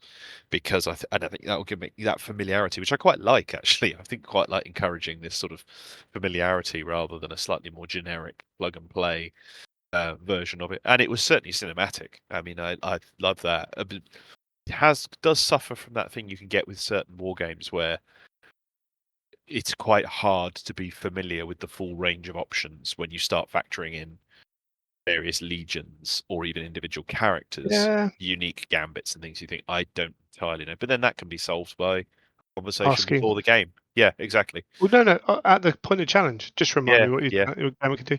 But also, do we need, like, we're not a tournament heresy podcast. Yeah, good point. We're not a matched play heresy podcast. No. Do I need to know? Like, would it be helpful? Yeah, for sure. But even as a guy who likes that crunchiness of the game sometimes, I don't need to know what it is No, it's a good until point. I get there. That's a good point. That I'm making that assumption. Like, well, I wouldn't have done that if. And you think, yeah, but it's not down to that level of fine But decision also, making. You're absolutely right. Start of the game for me. If I've got an absolutely killer gambit, then I'm letting the opponent know that I've got a killer gambit. Mm-hmm. I'm reminding people when you play Space Wars, do you remember that I get the extra inch on the setup moves and stuff? Because that is something that can really affect. Like when I played Giles, the first game I played against Giles, I don't think I actually rolled a charge because I was making sure I was within ranges of all those setup moves. So, but that's the kind of special rule that you need to. If it's like, oh yeah, you can just say I'm better at hitting first. I'm tougher than against shooting. I'm whatever. Fine. I don't need to know the details. But if it's something very specific, you say, oh, by the way, yeah, when I do this, this happens. You just say it. Yeah. But cool. Did it go well? It did. It did. We did have a case of slight. Well, was it because Grant had a couple of line units, but because they were on foot, he couldn't. Well, one actually I think was in a Rhino, to be fair, but he went second. I Sure. set up first, and he went second. He didn't seize, so I had 2 line units in Rhinos and was able to get them out to objectives very quickly. Sure. He only had 1 unit. He sat on a home objective, and the other unit couldn't get to the midfield objective, which would have scored more points for him. So it meant I ran away quite quickly with quite a lot of additional points, Yeah. even with the line cap on it. And his Vanguard weren't as effective because his drop pod didn't come in until turn. Well, no, his drop pod came in turn 2, but they wouldn't charge until Yeah. turn 3. So, we had to call the game early. It was 2:30 in the morning. I was like, I'm getting up at 6 Blimey. to get up. I'm getting up to. Yeah, I know. We started quite late. It was there was pizza and cocktails to eat and drink. Shocking. We didn't start until quite late, but even so, we had to call it at some point, as I had to get little people up in the morning. So but it was good. There was quite a disparity, which I don't think the game flow of Yeah. the game did Represented. Yeah. represent. Yeah, exactly. I had more points than seemed quite reasonable. So my only thought with increasing Vanguard, particularly limiting line, I understand.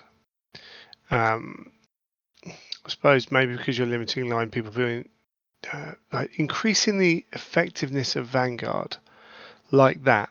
So I played with demons against Custodes. What a matchup that was. Had those rules been in play, I would have been. I mean, I was slaughtered. It would have been off the chart slaughtered. Right, interesting. Okay. Vanguard, when you can get it to work, is powerful.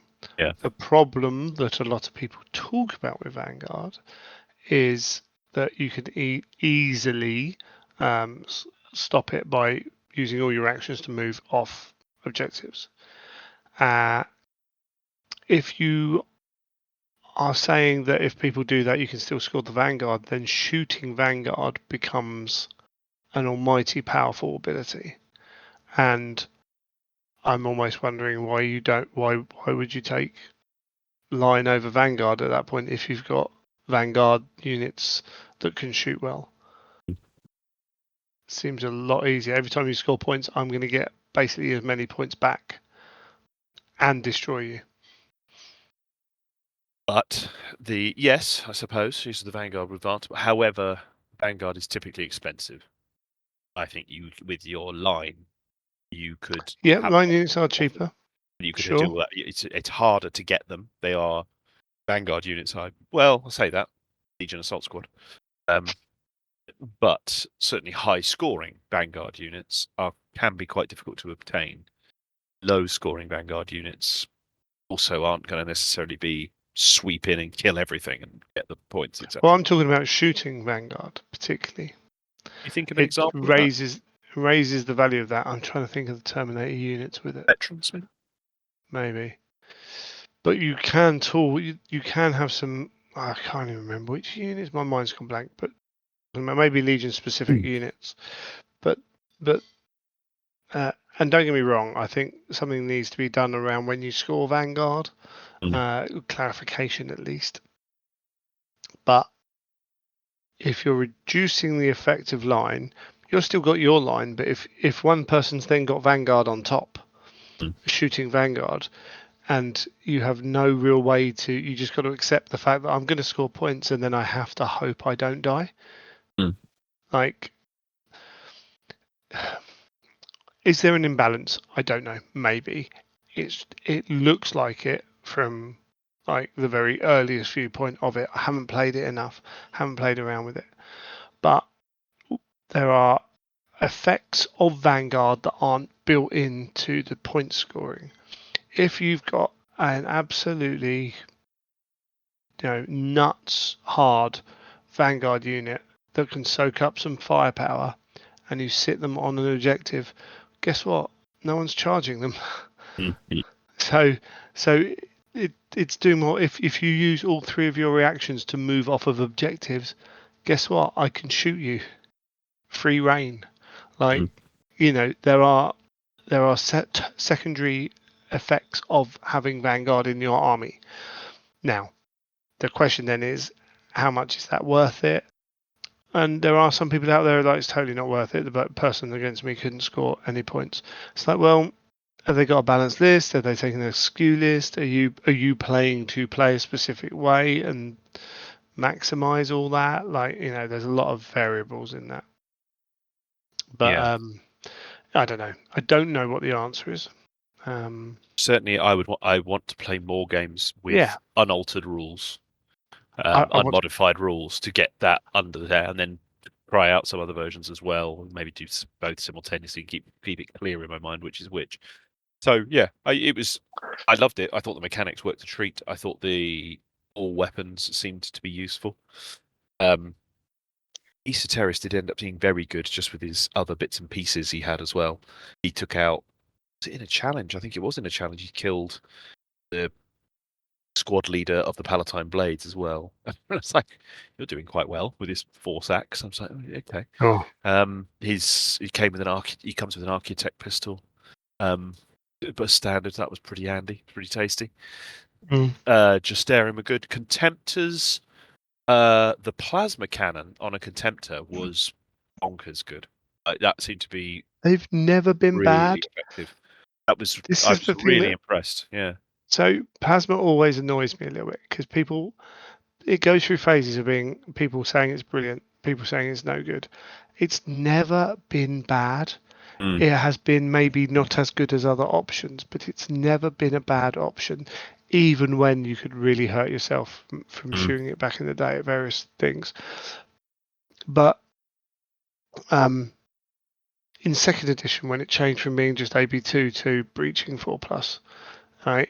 And people are like, oh my god, that's such a turn down. And it's like, but everything else is turned down, and the things you really need it for, like even if you're firing at strength 4 stuff, you're wounding it on 2s, so you're only losing 2 pips of it not being AP2. Like, it's still 3 out of 5 wounds you do are AP2. So yeah, they've always been good. Yeah, they were. That was very good. I had a plasma cannon and a fist on one of them, and I had a multi-melter and a fist on the other. The multi-melter missed twice, and possibly. Of course. Yeah, I think it missed twice. Multi-misser. Yeah, exactly. Like, great. The plasma cannon though caused considerable fear, and I could entirely see why someone would take a Contemptor with 2 plasma cannons. That would be quite formidable.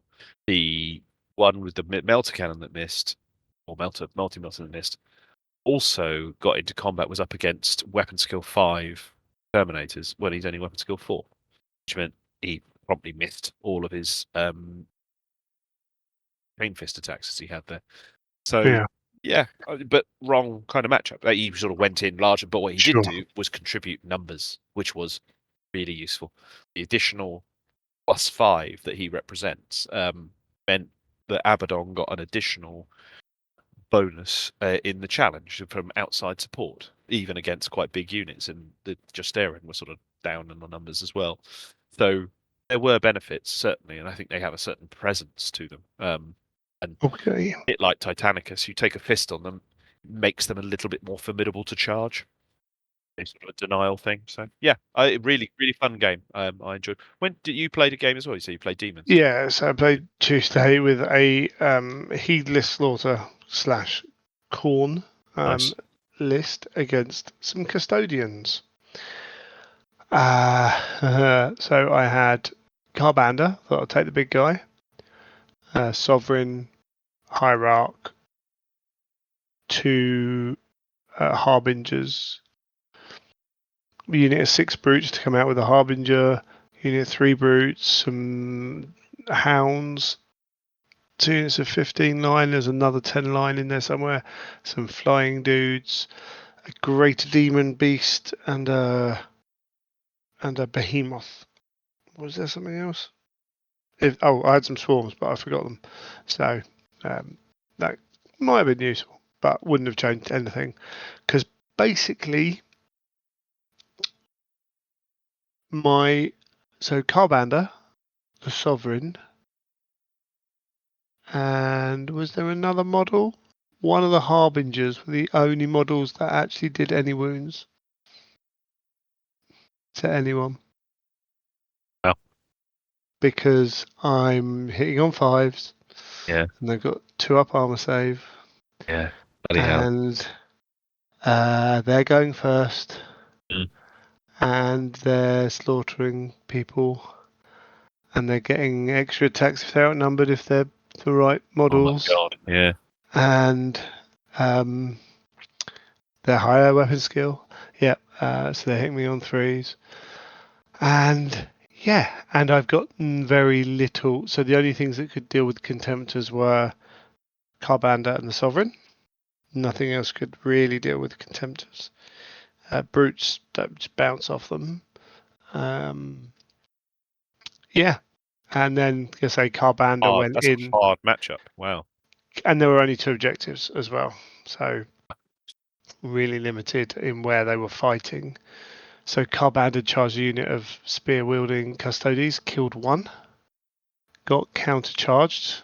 Luckily, he passed his leadership test because his Tribunes are leadership 12, and he rolled an 11 with the primal fear that Carbander has, which is really cool actually. If you want to charge Carbander, you've got to take a fear test, and he's fear 2. He's got to take a leadership test, and he's fear 2. Otherwise, you're stunned. Oh Which is wow. really cool. Yeah. So some Terminators charged Carbander, and then that round he killed no one. And Right. then the following round he finally killed 2 of the Terminators. And my Sovereign had killed a Contemptor and then failed to kill a character in a challenge. Or maybe he did kill the character in a challenge, actually. Can't remember. But yeah, it was. There were some bad dice. The scenario was against me. The matchup was against me. I don't know how. So Heedless Slaughter gives everyone Desecrators. If you roll a leadership test, end of every when you score victory points, you can roll a leadership test. If you pass your leadership test, you gain line 1. If you pass it by 2, you gain line 2. 3, you gain line 3. So if there were 5, 6 objectives around, then I could have run Carbander with 1 unit to clear off objective, Sovereign another unit to clear off objective, and the Custodians would be more spread out as well. But everything else in the army can't really hurt Custodians, can't hurt anyone with a 2 up armor save.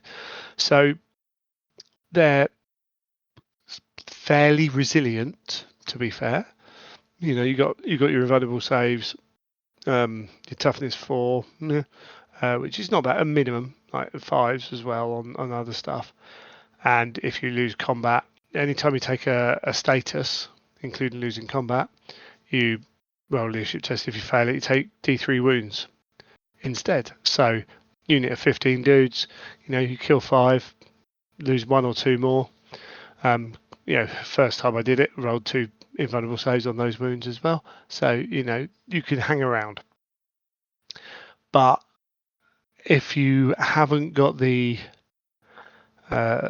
ability to go and be on multiple objectives, then getting anyone off an objective is even more reliant on your 1, 2, maybe 3 big models than it was in the previous game. So I could potentially take another sovereign if you use your prime benefit on the HQ, whatever they're called, the command, to make him high command. So I could potentially take another sovereign there. But then I'm relying on everything, and custodians had very little shooting, so Yeah. I messaged to mate and I was like, "How are your demons going?" He's like, "Yeah, all right." I said, "Are you using heedless slaughter?" Because I found it rubbish. He went, "Yeah, no, because you need the powers that come from the psychic stuff." I would have thought, yeah, to be able to compete. Because even if you do play the other game, 3/4 of my army is just about standing on objectives or getting in your way, which isn't particularly fun. No. So my all corn list might have to be slightly less all corn, or I have to represent psychic powers as whips and shots and what have you. But hey, it is what it is. But only having 5 attacks on the sovereign, like there's no way getting more. If you want the Great Blade, if you want to be strength 10 so you can fight contemptors, then you're at -2 initiative. Like there's those things. Carbander's fine. Carbander only does 2 damage with his weapon. Yeah, he crits on 5s, but it's only 2 damage. In fact, the thing that I charged Carbander in, and when he did nothing, I was like, okay, well he's dead. And Matt, my opponent, was like, no, he's not. No, he's not. Oh, he's really tough. He's really tough. And I'm like, yeah, he's tough as 8. But you've got million T attacks and you've got crit. Yeah. So you just have to keep rolling crits, and I will fail my 3-up or 5-up save, or 4-up save, sorry, because you're auto wounding. So my one defense, admittedly, custodians have got lots of crit weapons. So again, a skew, fine, it is what it is. But I knew as soon as Carbander was stuck, it was like, okay, well, he's dead unless I kill 4 models next turn. And they've all got. I mean, Eternal Warrior 2 is pretty nice on him. Yeah, very. Pretty good. But that just meant I was taking 1 wound every time I got a hit, and it took 8 hits to kill me, which happened over 3 rounds of combat. So how expensive is he? 600 points. Right.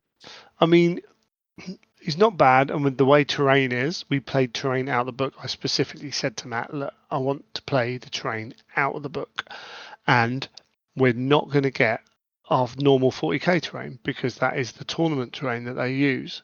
It's not suitable for Heresy, in my opinion. So we scrabble through to try and find some more old school terrain. So we got some forests out, like GW forests. Like there was over 3 inches on those. We got some old school buildings out with decent footprints. Potentially we could have had more line of sight blocking. Some actual terrain pieces, according to their terminology. But I was able to, like, there was one point his Telemann couldn't really shoot anything except lesser demons. I'm like, cool, kill 8 lesser demons. I don't care. That's fine. You crack on, son. So that kind of worked. Now, in a game against the Legion army, they'll have many more options dotted around the board, and I wouldn't be able to hide so much. I wouldn't be able to hide from everything all the time. That's reasonable. So I felt we played that terrain, and Matt's complained a bit before because he was using the wrong terrain. He was right. You couldn't hide anything. Everything died. Like turn 1, turn 2, just all died. It's like, yeah, and they ended up playing all bottom floors and you can't see through them. And I'm like, well, if you have the terrain and it's suitable, and there's enough medium terrain that is over 3 inches deep, and it doesn't have to be over 3 inches from every angle.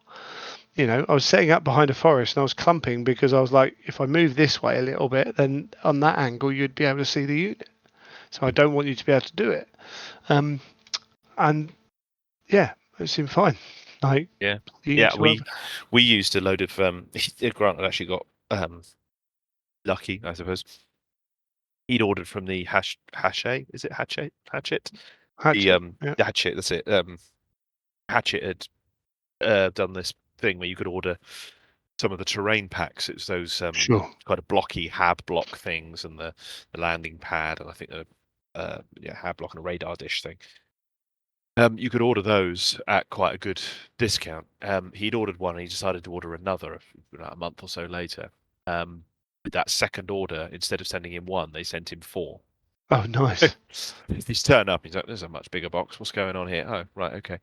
Quickly sprayed them up, and he used those. I mean, it meant we had these sort of quite big footprint buildings that block line of sight for infantry, but then he got a bit of height, and you could see over some of it. But then he stacked up some more. They'd go further away. That right in the middle was the very tall building that meant nothing could see past that. So my Kratos had to maneuver. I set up everything initially. Kratos in the middle. He sets his Spartan up in such a place where I had to maneuver to be able to hit it. That didn't slow us down at all. We just treated everything as difficult terrain to pass over. It's -2 for anything.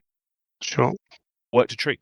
Didn't have an issue whatsoever with terrain for the way we played it. I'm sure there are aspects of it, but I think most of the stuff I've heard, again, the friend I was talking to about the demons, he was like, "Oh yeah, we've had some problems with this because I got some really big pieces of the terrain." And I'm like, "Cool."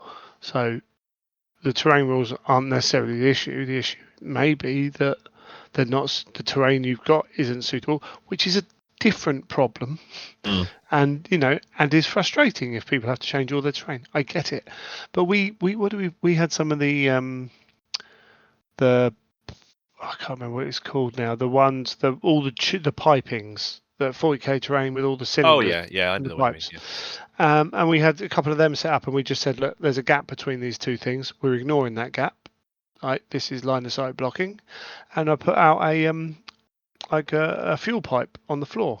We were like, what's that? Well, we'll call it terrain, so it's -2 to go over, and we'll say it's terrain, whatever it is that if you're within, because it's terrain, we'll call the zones like 1 inch either side.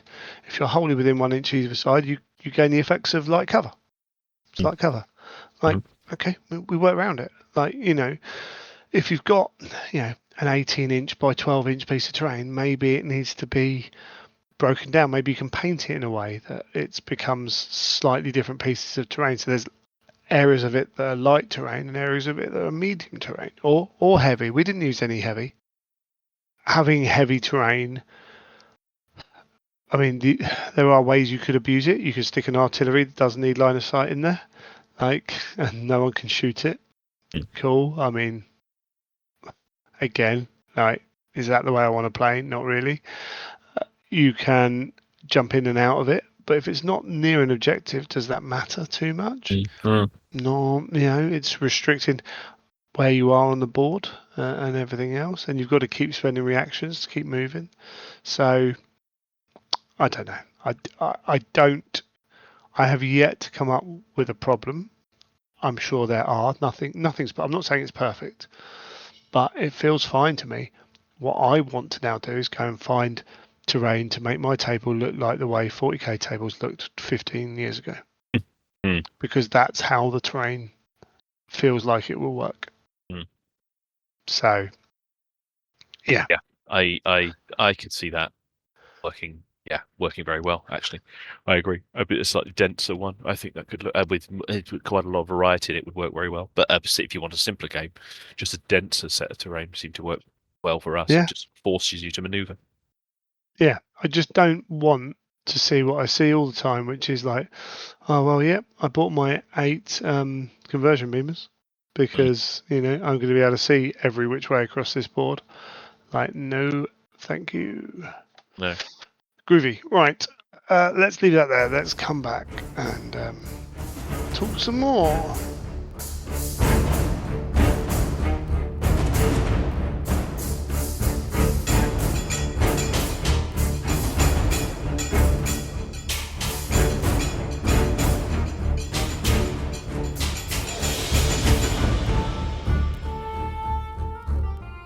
Oakley dokley. Zone Mortalis Rules. We've got Black Shields, we've got Shattered Legions to do. We're not going to go in order anymore. We're not going to feel like we have to catch up to everything, unless, of course, if we get sent a book in advance, we want to get that information out. That's a different story. This is just a download. So everyone had access to it when we had access to it. I haven't yet played any Zone Mortalis. I've heard good things. I do want to. It'll be interesting to see how I go about that. You've got a lovely board you can use. Yes, I have. We kept that in the family. There we go. That's ready to go. I have played a game on that, but not Zone Mortalis. We played a regular 3.0 game on that. Sure. But yes, looking forward to that. I've also got a bunch of Necromunda terrain that can be purposed and added onto that. And they always look great, don't they? It's very appealing, and was often quoted as people's preferred in the previous iteration of the rules as people's preferred way to play Horus Heresy. Yeah, I think in second ed it combated some of people's more the rules they had issues with, particularly around reactions. Saying that, people didn't like the idea of the points required to bring in your requisition points. They're not requisition points, were they? Whatever they were called. That you started on the board and could come in. So that got played around with. But we've got a slightly different version now. Yeah, should we just jump into it and have a little look? And see roll what through we've it got? and give our thoughts as we go along. The very first thing that's in here is a box called the ceiling. And I saw someone moaning about this. And again, I think it's one of those things where to me, this clearly reads that they are not designing this game to be the perfect balanced war game that that is played at tournaments, etc., etc. This is a game that is still based on the narrative. Now, I believe GW are trying to make the rules as fair across the board as possible, so that they do work in a match play scenario. How good they are at doing that, that's a different question. But this, in the ceiling, they're basically saying, chat to each other, work out what the ceiling is, and how it affects your game. It's fine. There's no problem with that. Most of the time, I wouldn't even consider. I don't know what would this affect. Like whether you take bombardment weapons. Like, can you fire a Earthshaker cannon down a corridor in a ship? Stuff like that. Bombards and mortars and things like.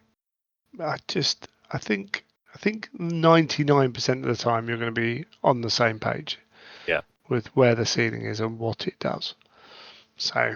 I think it's quite good to get it out there. I think it's putting it front and saying you do need to discuss this. Yeah.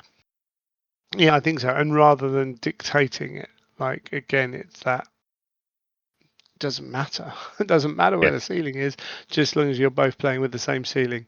Yeah. When you approach the game, you've both got those options. So, and then another designer's note on terrain tiles. So it was written with the use of the Zone Mortalis floor tile sets in mind. So these are the Necromunda style. Those ones, aren't they? The same. Yeah. Same board tiles. So 12 inch by 12 inch is a section, and then they're talking about the fact that the Zone Mortalis can be applied on a wider scale than that, but not necessarily all of it. I quite like that it reinforced that, because it hadn't. It's very easy when you see a lot of the imagery of it, which is they're generally using the Zone Mortalis types of terrain, either Forge World's original stuff or the stuff that's come after the plastic terrain. But Zone Mortalis is any war zone that is a heightened level of danger, that is a death world in some form.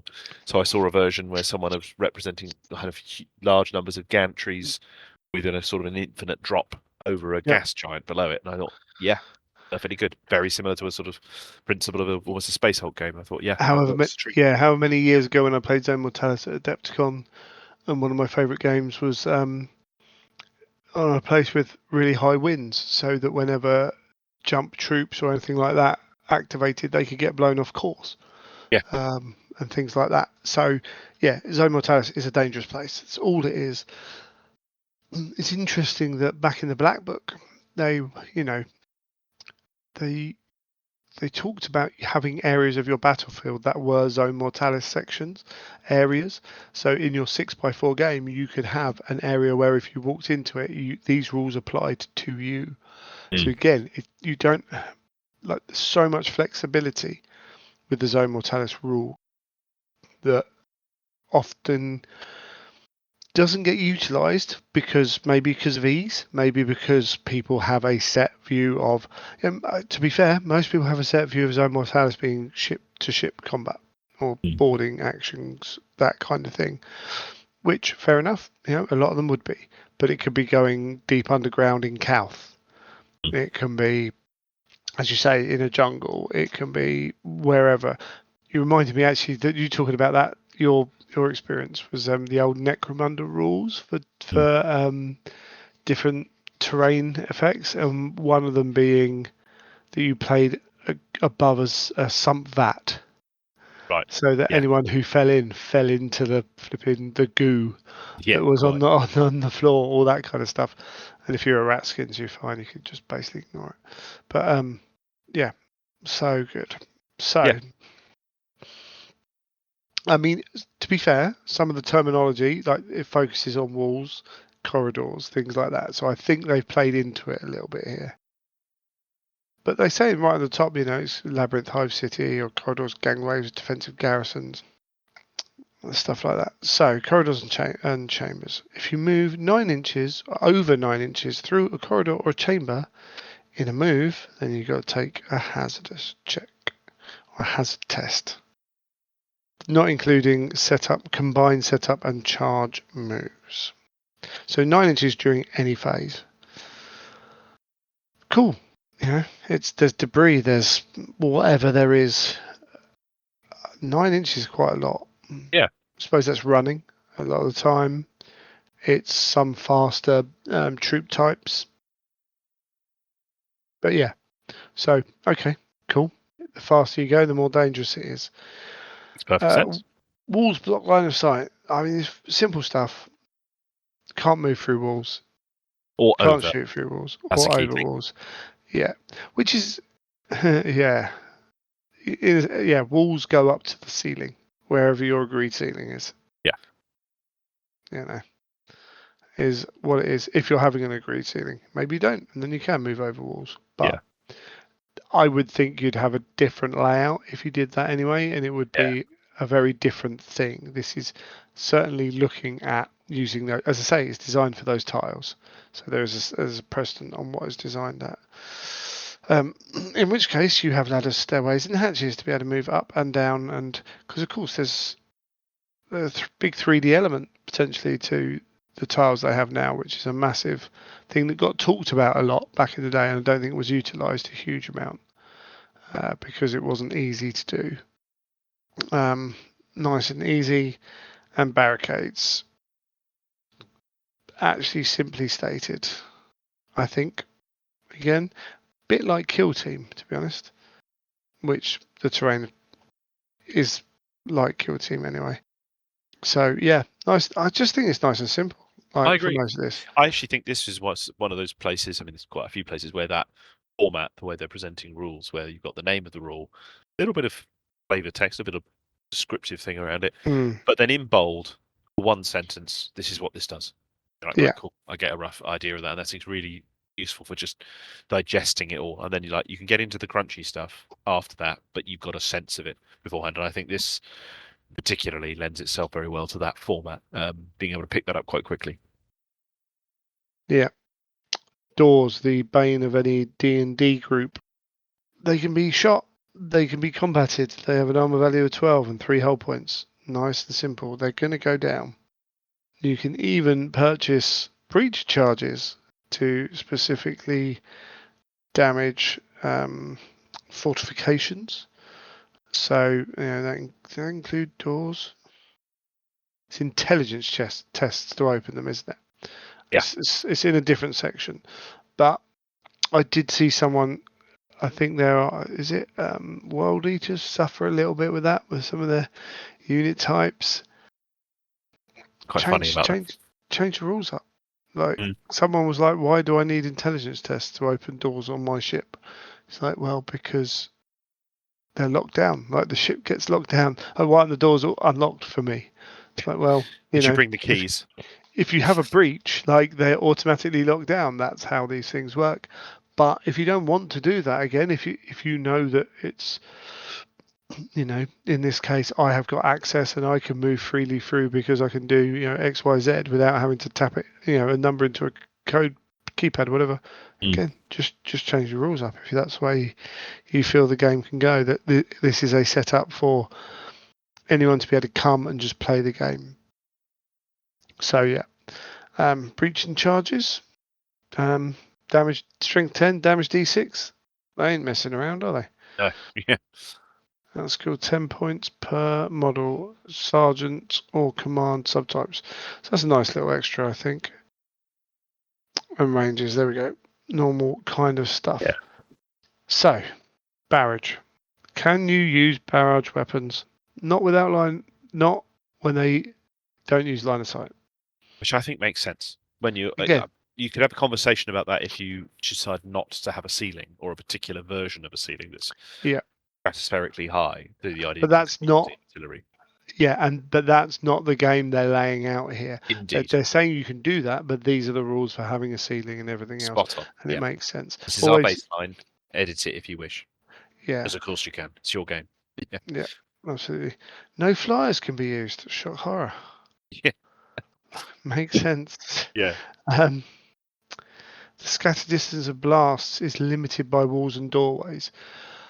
So the one thing they've done here is that you don't bounce off of doors and I quite like that. Wallways. It's much this for much this. Like it's easier. It's much simpler. You don't have arguments about where it would bounce, like a 45-degree angle, 90-degree angle, or whatever.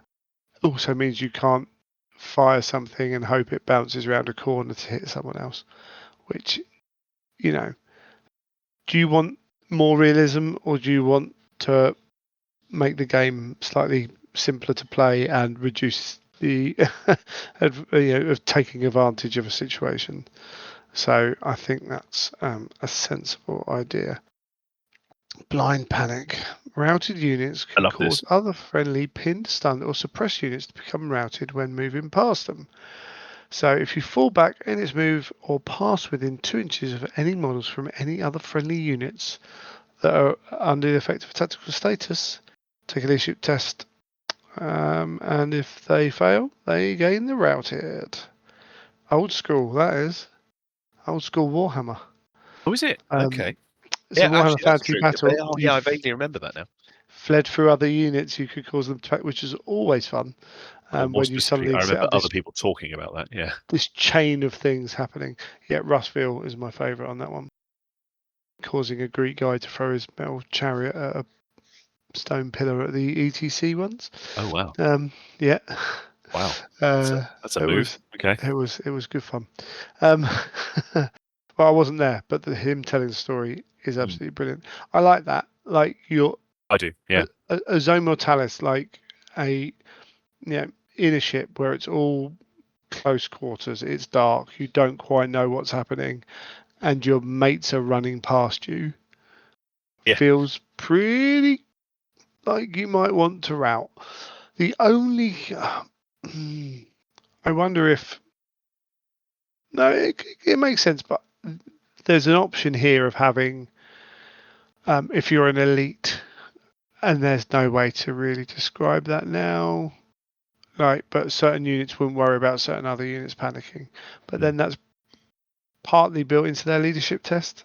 Yeah. Anyway, you could add in other rules if you wished. Like, our World Eaters unit's going to be as worried about, our Justairian going to be worried about, scout unit running past them. Quite like the Probably idea. not. Quite like the idea of doing a variation on that, particularly perhaps something like World Eaters, where instead of taking a leadership test to resist becoming routed, you take a leadership check, or maybe you take a cool check to prevent you causing D3 wounds on the to them unit as that's they backing run. up. Yeah, There's variants like that you could do that should become that legion works for specific or Night unit Lords as specific well. to say, yeah, exactly, to say like, well, you run through us, we're gonna try and get you back in the fight. Yeah, or We're a gonna bonus punish to you. Emperor's Children for like, oh, they're running away, and we're going to show them Yeah. that you don't do that if you pass your check. Yeah, yeah, things like that. But again, simplicity stake to write any kind of rule, you would really have to work with the way they do the units now. The unit choices, it would be a lot of wording to get the right effect from that. So absolutely sensible. You don't do that. Oh no. Use this as a baseline and then Yeah, deviate from yeah, that. for sure, for sure. If you want to go full narrative with it, you can do those things. Confined spaces are impassable to models with the bulky X special rule.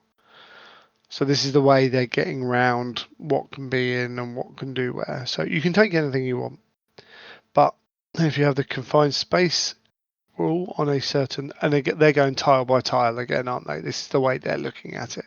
So if an area has the confined space rule, impossible terrain for all models with a vehicle type that have a base hull points characteristic of 3 or greater, or models with an equivalent bulky characteristic. So a confined space 4 is impassable for all models with bulky 4 or greater. Yep. It works a treat, and I think this is. Yep. I mean, I watched a battle report earlier today that was tackling this, and it was making the key differentiation between whether or not, say, starts differentiating between things like Leviathans and Contemptors, or Saturnine Dreadnoughts, and there's also presumably Saturnine Terminators and other Terminators. You can start getting some interesting variation Absolutely. within that. You get quite subtle splits between that. Like, yeah, you're putting in confined space 6, and that's a big deal. Or confined space 7. Like, well, Leviathan can't get through with its enhanced, but a Contemptor can, or Terminators can get through, Sure. but Dreadnoughts can't. I quite like that. So this still allows you to, so you can take vehicles in Zone Mortalis. You can take dreadnoughts, and this used to be the case as well, that you could take these things within reason. There was a base size limit for dreadnoughts, for models, should I say, but there was also door size limits, which I believe Which we're about to come doorways to. Yeah. also have the same thing. So this is not much different to those rules. Anti-grav subtype as well can't move if they're bulky as well. And then doors have an additional one. So you could have 2 areas that are bulky 8, and you could have a door that's bulky 4. And that is fine. That is like, this one's a small door. If you walk around the side, there's a bigger door there that's bulky 8 because that fits what it is. Now that means you could still have your insert, Contemptor Dreadnought, say, could still stand at that door and poke its weapon through and shoot, which again was always the case with the old Zone Mortalis. But if there's no one in that building, then you're going to have to take the long walk around to try and find someone to shoot. So there's choices within that. Do you want to bring a Contemptor? Do you want to bring a whatever, knowing that you won't be able to enter every single part of the battlefield? And that very quickly then it's more than it already did. By its nature, this sort of labyrinth that you've got in front of you in likelihood, or in some way, labyrinth is a term I use because whether you're doing something like the example we gave with lots of walkways, or the sort of classic Zone Mortalis type of arrangement, it's your movement is restricted by its nature, and this sort of even goes even further to limit your move and focus you in on certain choke points, perhaps, or the importance of certain gates in something becoming really quite significant, because your movement is so limited compared to a regular heresy game, and that seems to be the absolute core of this, is that you've really got to get your head into that, which means that the way the missions are set up becomes hugely more important than they already are in the regular game. It might be that you're utilizing your Saturnine Terminators to get you to the room you need to be in. Yeah. But then they're not the ones that are entering it. They're not doing the job. They're standing outside it whilst the unit that are sent to do the job going to do it. and that makes sense as a story in my head. You can see it happening. Yeah. So, I think it's really a really good system that offers lots of play. Yeah. Lots of opportunity, which is really good. And lots of story. Like you said, you just Yes, come up with for a sure. narrative there. And I think that's super cool. Yeah, you can see it in your head. It's great. So doors. So basically, doors can be open or shut, and you can change the status by making an intelligence check either at during the movement phase before or after a move, with at least one model in base contact with the door. Always been interesting with doors. I don't know. I like the idea. I don't. It's hard. Not being able to open doors during your move is an interesting problem, because if you're 12 inches away from the door and your run move is 11, then you're wasting a lot of your next turn not being able to do a lot. And if there's also nothing to shoot because you haven't got that line of sight, it can be a frustration to then have to give up all of your movement next turn just to open a door, to be ready to move through it next turn. But I don't know. I suppose this is just how you feel the game. Now, maybe you set the game up. I think it probably matters more how you set the table up for this to make this work. Could you have it that you could do it during your movement? Yeah, but then you have to be much more aware of the game will change based on I can come through this doorway without I don't have to be set up to come through this doorway.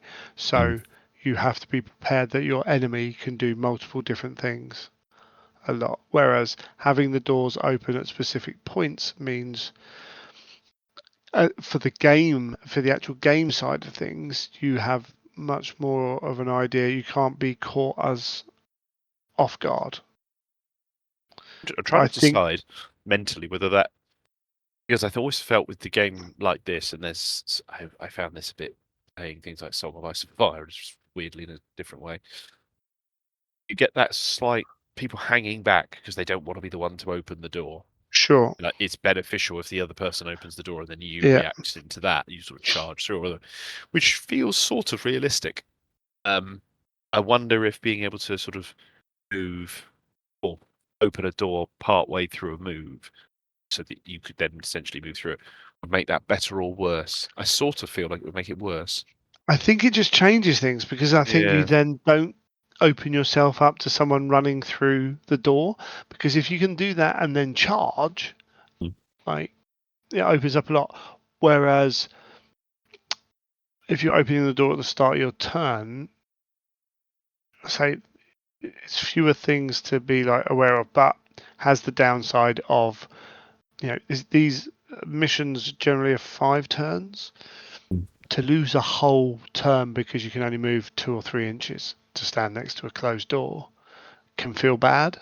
So I'm not 100% sure how I feel about that either way. As I say, I think if you set the table up in a way where, like, the first doors that are really, everything's kind of blocked off and the first doors are 13 inches away and you know that everyone can run 11, then maybe just add 2 inches to the deployment, like, at least, like, so that you're not losing 20% of your game not doing anything.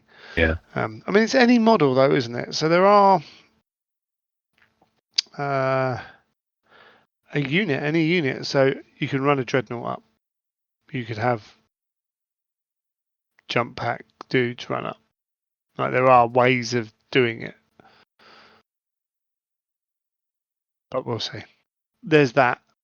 At least with this as well, you can wait. You can leave that door shut, thinking, okay, I'm going to open it next turn, and then I'm going to charge through it. But you do run the risk then, excuse me, of failing that check. So you probably want to try and open it up on the way through, unless you've got a massive intelligence score in your unit to almost guarantee it. So there's a game there. Yeah. I don't mind it so much with that, like kind of that's a risk reward thing. Yeah. Of I want to make sure that I can't get shot. There is a small chance that it comes back to bite you in the rear, and that's sort of fine to me, I think. Anyway, and then of course, if there's models, if you open and shut a door, and there's models in there, then you can get squished. Yes. Which is again something maybe I've seen happen once in all the Zone Mortalis games I've played over the years. But so there's 5 pages of rules, 6 pages of rules. It's pretty. Yeah. It's pretty. It's relatively light touch. Yeah, it feels kind of like it covers a lot of stuff. Mm. Like, and this is where the strength of the way they've written their rule set for this edition comes into play. I think, like, the bulky allows you to not need lists of like different base sizes or vehicles or whatever. The what was I thinking of? The way they've done the terrain, we know how that works. Yeah, I think it's fairly straightforward. But I kind of like it. I feel there's scope there, which is what you I want. think so. And as you I say, think it's what I got want. something. It's quite elegant. Which Yeah, that's the suggests the word. core engine is elegant, because I've read designer notes on things like Age of Sigmar, particularly the latest version of that. Not a game I play particularly, but there is intention there to make things modular so that you could take modules out, add things in. Yeah, I definitely do. Felt the intention super cool, but this feels like it's achieving that without quite so much setup, without quite so much mechanics having to run behind it. It's sort of baked in a way that you can play it in different game modes by definition of the way the special rules work. That said, it does still feel that level of extra punchy, yeah. with an extra level of definition in it. I think that's always where we've talked about third edition. We've always liked the kind of framework. Do I have things that I'm less keen on within that game? Yeah, but actually, very few of them are to do with the actual framework of the game. They are choices made built on top of how interactions work, of how that kind of thing works. So there's very few problems I have with the main game.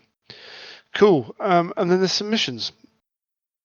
Yes. Select the mission, select the army, blah, blah, blah, blah, blah. Nice and easy. Magnus is doing his old trick of getting in the way while we're recording. So, primary objectives. Usual stuff, isn't it? Can't be embarked. Vehicle, cavalry, automata. Can't control it. Nice and simple. Where are we? Mission special rules. So, Abyssal Darkness. These are various rules you can add on to missions or maybe part of missions. So, Abyssal Darkness. No line of sight may be drawn through more than 6 inches of areas defined as having the Abyssal Darkness special rule.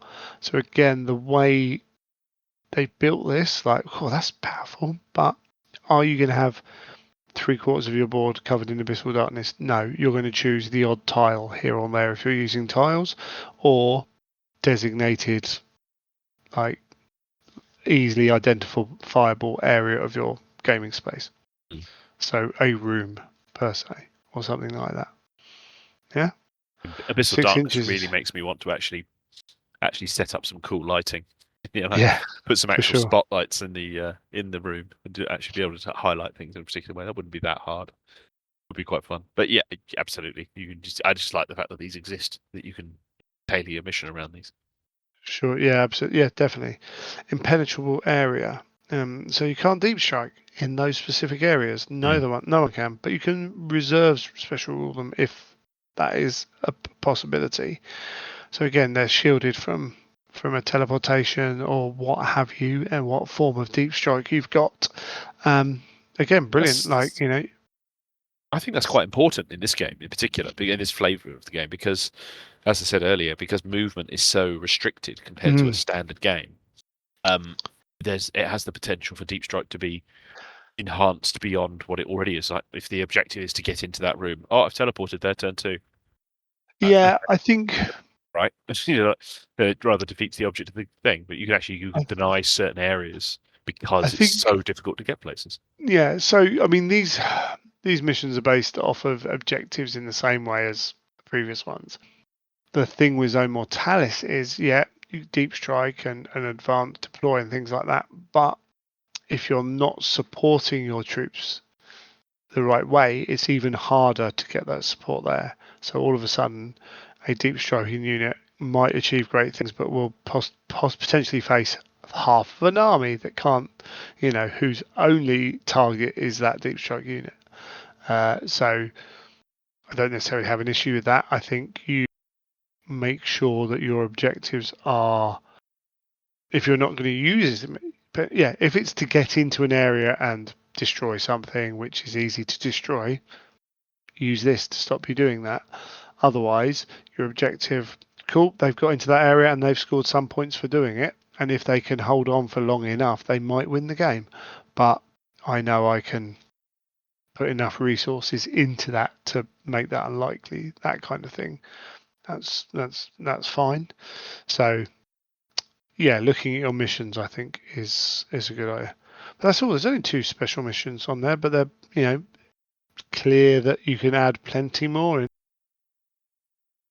Special rules rather than special missions, but yeah. Sorry, special rules. Yeah. Yes, mission special rules. So missions, sector sweep. See what they've written for us. This is interesting. So I quite like the way they've done this. So this is a mission where, let's have a look. Enemy presence must be eradicated. Sweep through. Blah blah blah blah blah. You have to roll at the start phase of each game turn for each section on the battlefield. So again, in the way they've written this, that's each 12 inch by 12 inch board section. On a roll of a 1, has the Abyssal Darkness special rule. The lights are failing. Brilliant. Cool. Simple. All confined space 8, and then the center is confined space 6. So giving you an idea of how to do that with some objectives on there. Nice and simple, straightforward. Like there's nothing like kind of outstanding about this, but if there are 4 objectives that are on the corners of a smaller confined space section in the center of the board. So again, if you're bringing your contemptors, they can't go in there, but they can run down the sides. Yeah, which I love that. Nice, I think that's super cool. You've got to have units that are dedicated to this. That brings up the point that Zone Mortalis requires definite consideration when you're building your army list, obviously, because various things big time, fundamentally changed. But I think it requires, before as soon as you realise I can't take certain things, that's fine. But there's an extra level to it. Thinking I need to have certain units that are going to have a specific role because we may not be able to get to particular places. The battle report I watched today of Zone Mortalis game played this very mission, and they thoroughly enjoyed the game. And they touched on those points that we've already discussed here, particularly regarding dreadnoughts and things. An issue that came up, this is the only mission in this set of 3, and they seemed to almost make out that it was a sort of almost a mechanic problem within Zone Mortalis, but it's only really this mission where there is an objective in your deployment zone. Right. One player had brought units with line 2, he'd brought tactical squads. Another player had brought inducti with line 1. He wouldn't outscore the other guy very quickly. I think it was in turn 1 or 2, it became clear that the way the maths was breaking down meant that he was going to run away with it. And that they sort of put that down partly to, it's suggesting that there was a fundamental problem again with the line rule. But that's that's a wider conversation. That's a heresy discussion point, as you say, about line. If the enemy had Vanguard, does.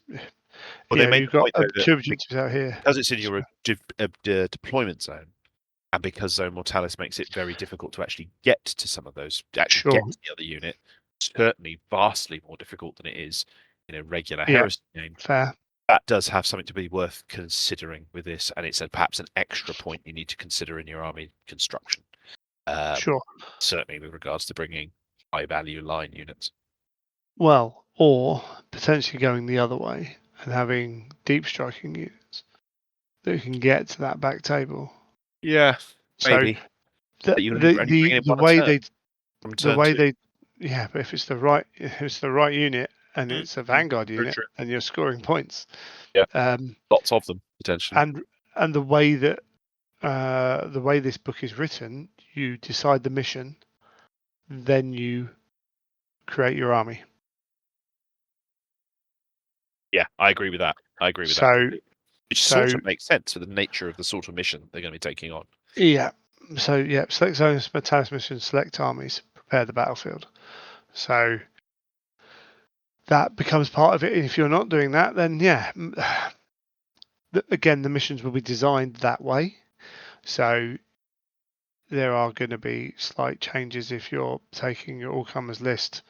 Then you're going to have if you're bringing a list and then rolling a game, you're always going to have winners and losers on mission type. If that is a major problem to you, you can always put one unit of line into your force, no matter what. Well, that's the point, isn't it? Is to say just bear that in mind and, with your army construction. And that's the point of line in this, whether you agree with it or not. Line is given to the units that they want to see taken in armies because they represent the heresy. You know, then you get into they represent that massed unit aspect of the heresy, but they don't necessarily represent the Battle of Foul or the catacombs of Calth or whatever it is. You might be able to say, well, in this instant there were none of that, so is that less representative of the heresy? I don't know. It certainly makes tacticals worth taking. That there's an ongoing discussion, I think, that will never get resolved about the values of line and what it does. Cool. Terminal control, the second one. Got to get some data from a terminal. Nice and easy. Same kind of setup, outside zone, inside zone. 8 and 6 again. Objectives, you've got one on the edge of your deployment zone again. 3 in edge no of man's though, land rather this than time. within. But yes, still get up Absolutely. to it. Yeah, depending on the terrain though, they can still be really hard to get to. they could. Yeah. Like you could end up with a long corridor shooting down like that sees way into a deployment zone. Yeah. Or you can have like one of these where it's completely blocked off, only accessible from the back, that kind of thing. So objective markers in this there's 5 of them and they have no value and they cannot be controlled until they've been interfaced with. Then at the end of the movement phase, active player may attempt to interface with one or more. So you select a unit within 3 inches that's not locked in combat, blah blah blah, making an intelligence check. Fail, nothing happens. If you pass, its interface then has a value equal to the amount the check was passed by, That's to a cool. maximum of 3. If you fail, you can try again. If you once objective has been interfaced with, so if you get a value and if you only passed it by 1 and you're like, oh, that's not going to be enough, I'm struggling in this game, I need a big 3, you can choose to interface with it again, but if you fail it, it's reduced to no value, which is nice. I really like it. Means you're very dependent on how well you roll those checks.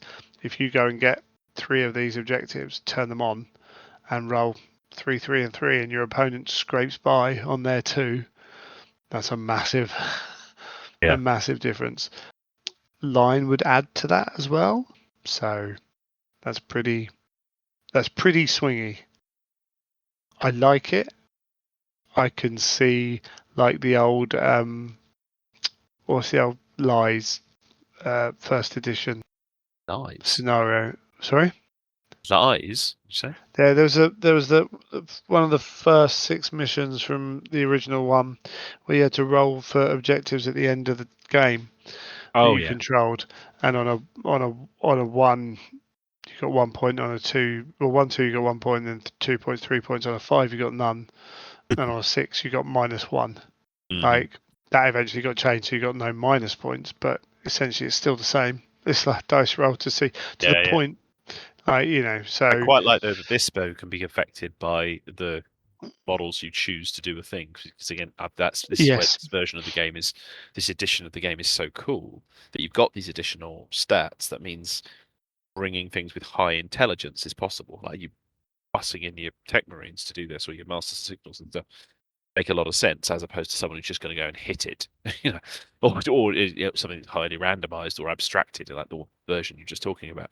The idea of you having to sort of have a group of units protect some high value things, because then that's going to increase your chances of passing it by 3 as opposed to just scraping it through with a lower yes, intelligence character. I love that. I love that idea that that's sort of it's built into it. it is really good.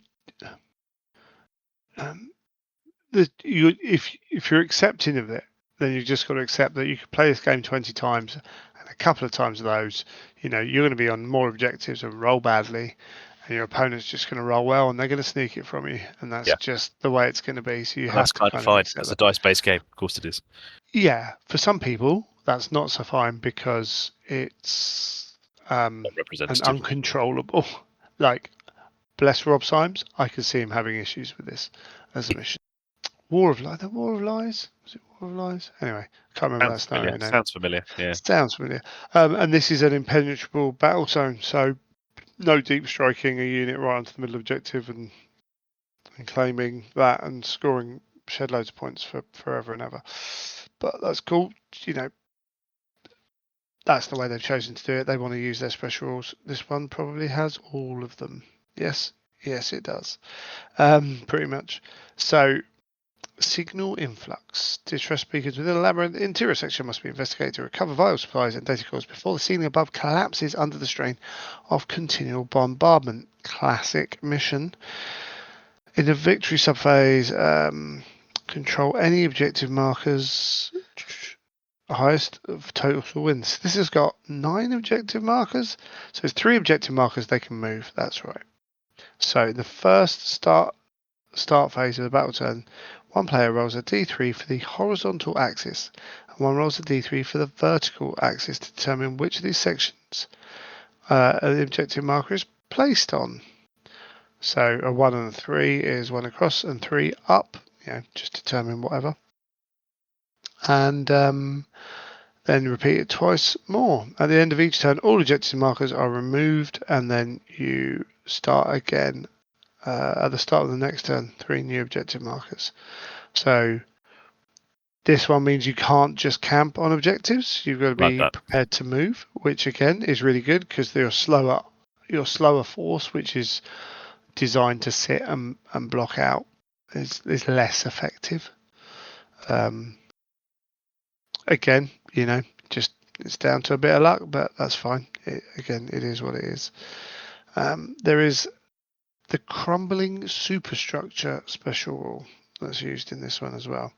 So after deploy armies, but before beginning step 8, one player must roll a dice for each battlefield section that has no models controlled by either player on it. If the result is a 2 or more, it's confined space X special rule for the duration of the battle with a value of X equal to the result of the dice roll. That can really mess you up. If the result is a 1, it is not that. It is instead Abyssal Darkness special rule. So yeah, you get some bad rolls here. This is not a mission to bring your Contemptors in because they're not going to go anywhere. But even your heavy Terminators might not be able to get through. They might really be stuck. So again, you can see where this is designed to have lists written for it.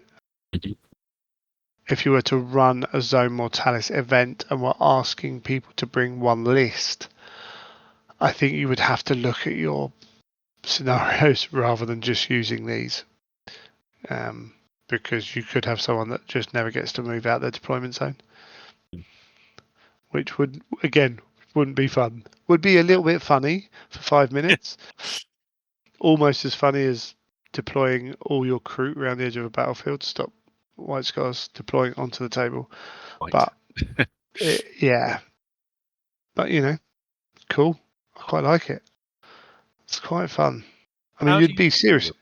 How do you Sorry? feel about the fact that I think 3 missions is just enough in this? 3 different missions types. Would it be nice to have 6? Yeah. I think it's fine if we get a book out Well, soon that was going to be my that next has question. 3 more. Right? We're getting. In fact, I was talking to someone, and they said, "Oh, 3 missions is a bit," and then they're all a bit blurred. And I'm like, "Have you played any of the other missions?" He's like, "They're all narrative," and I'm like, "There are different mission types in some of the books. Oh, are there? I've got them all, I think, on download, but I've not looked through them." And I'm like, "Well, these are the resources we've got now. Yeah. In theory, we could end up with lots and lots of missions within 2 years if they keep putting these books out.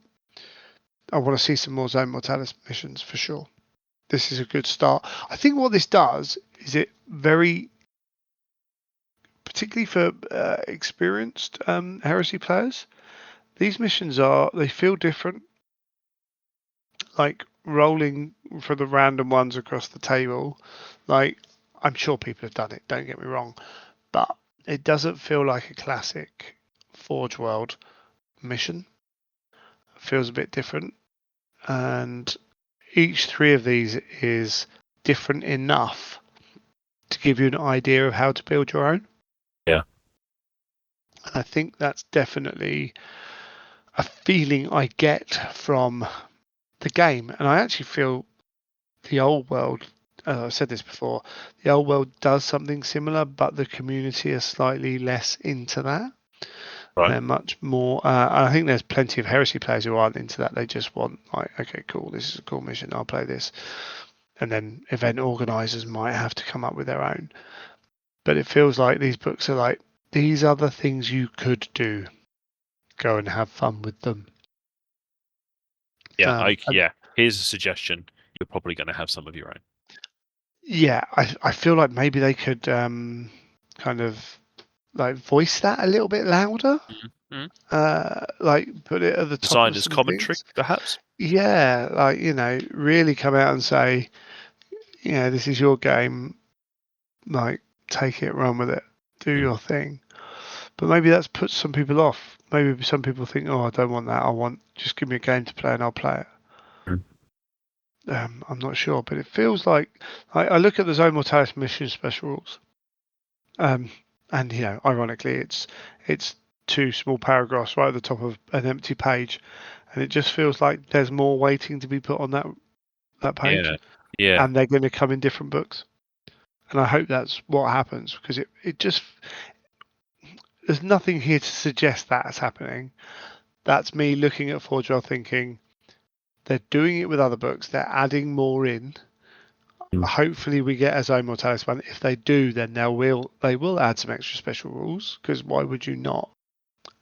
But also, there's just the way the whole game's.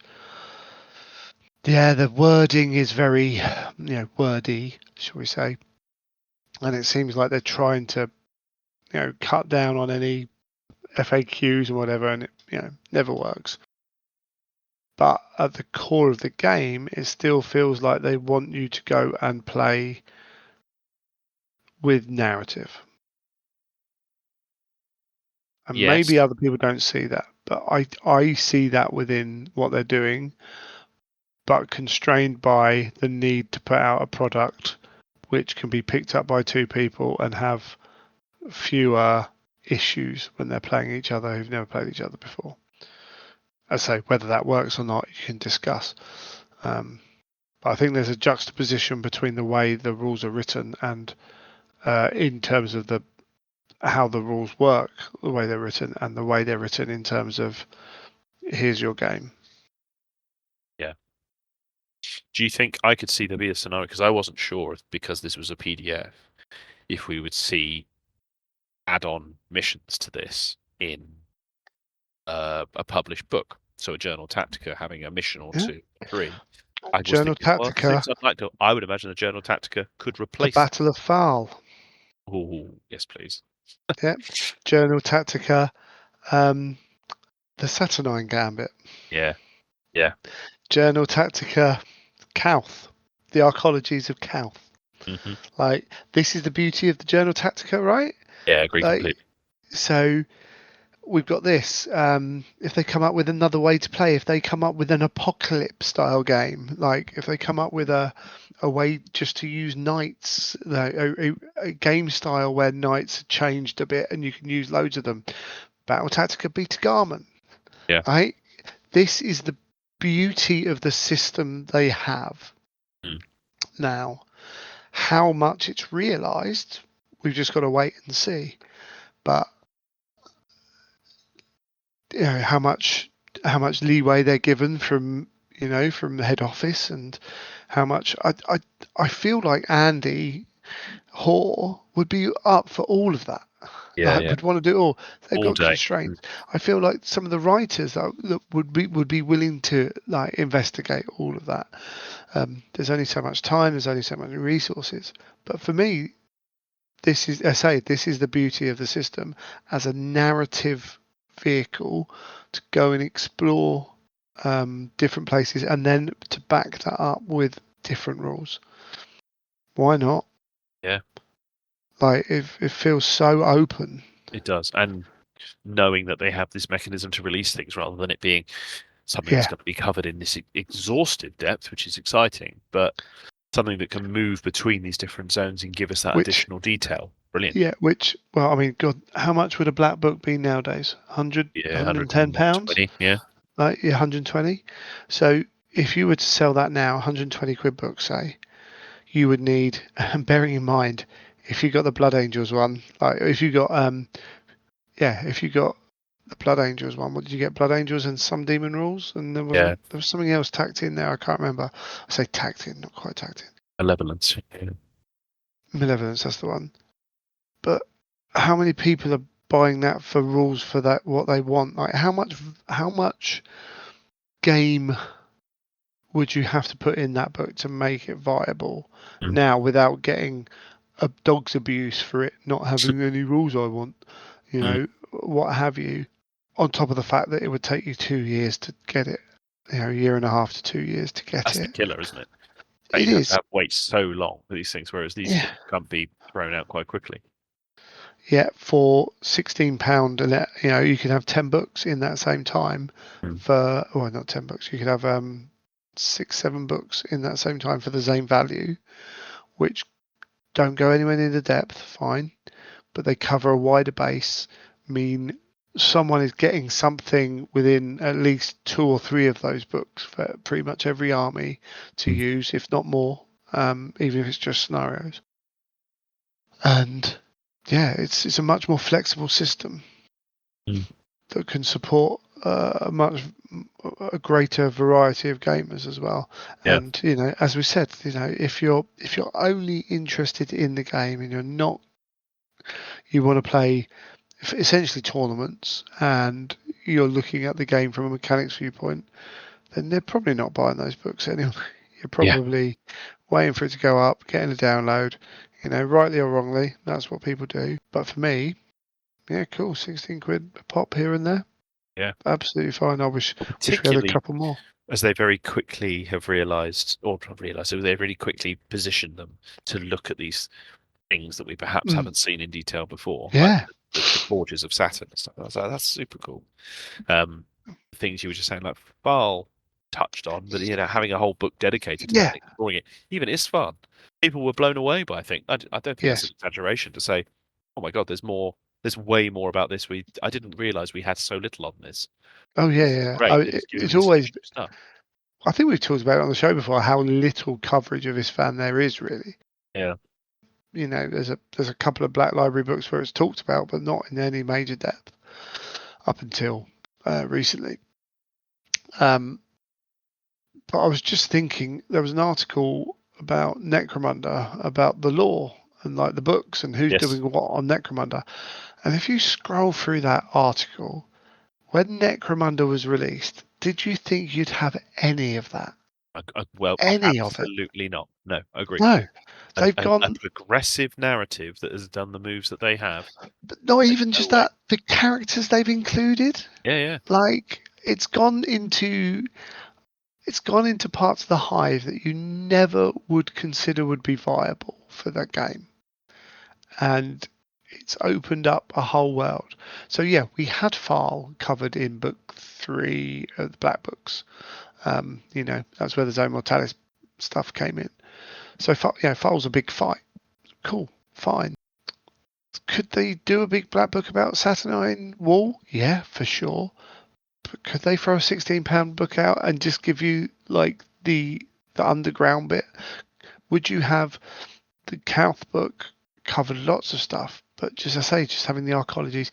Could you just go into could you have a £16 book about what was the packs that went onto the Vengeful Spirit to lay the path for Lehman Ross? Oh yeah, I know what you mean. Right? Yeah. That could be a book like that fits into a Zone Mortalis with a slightly different system around individual models, like semi-character level models fighting through.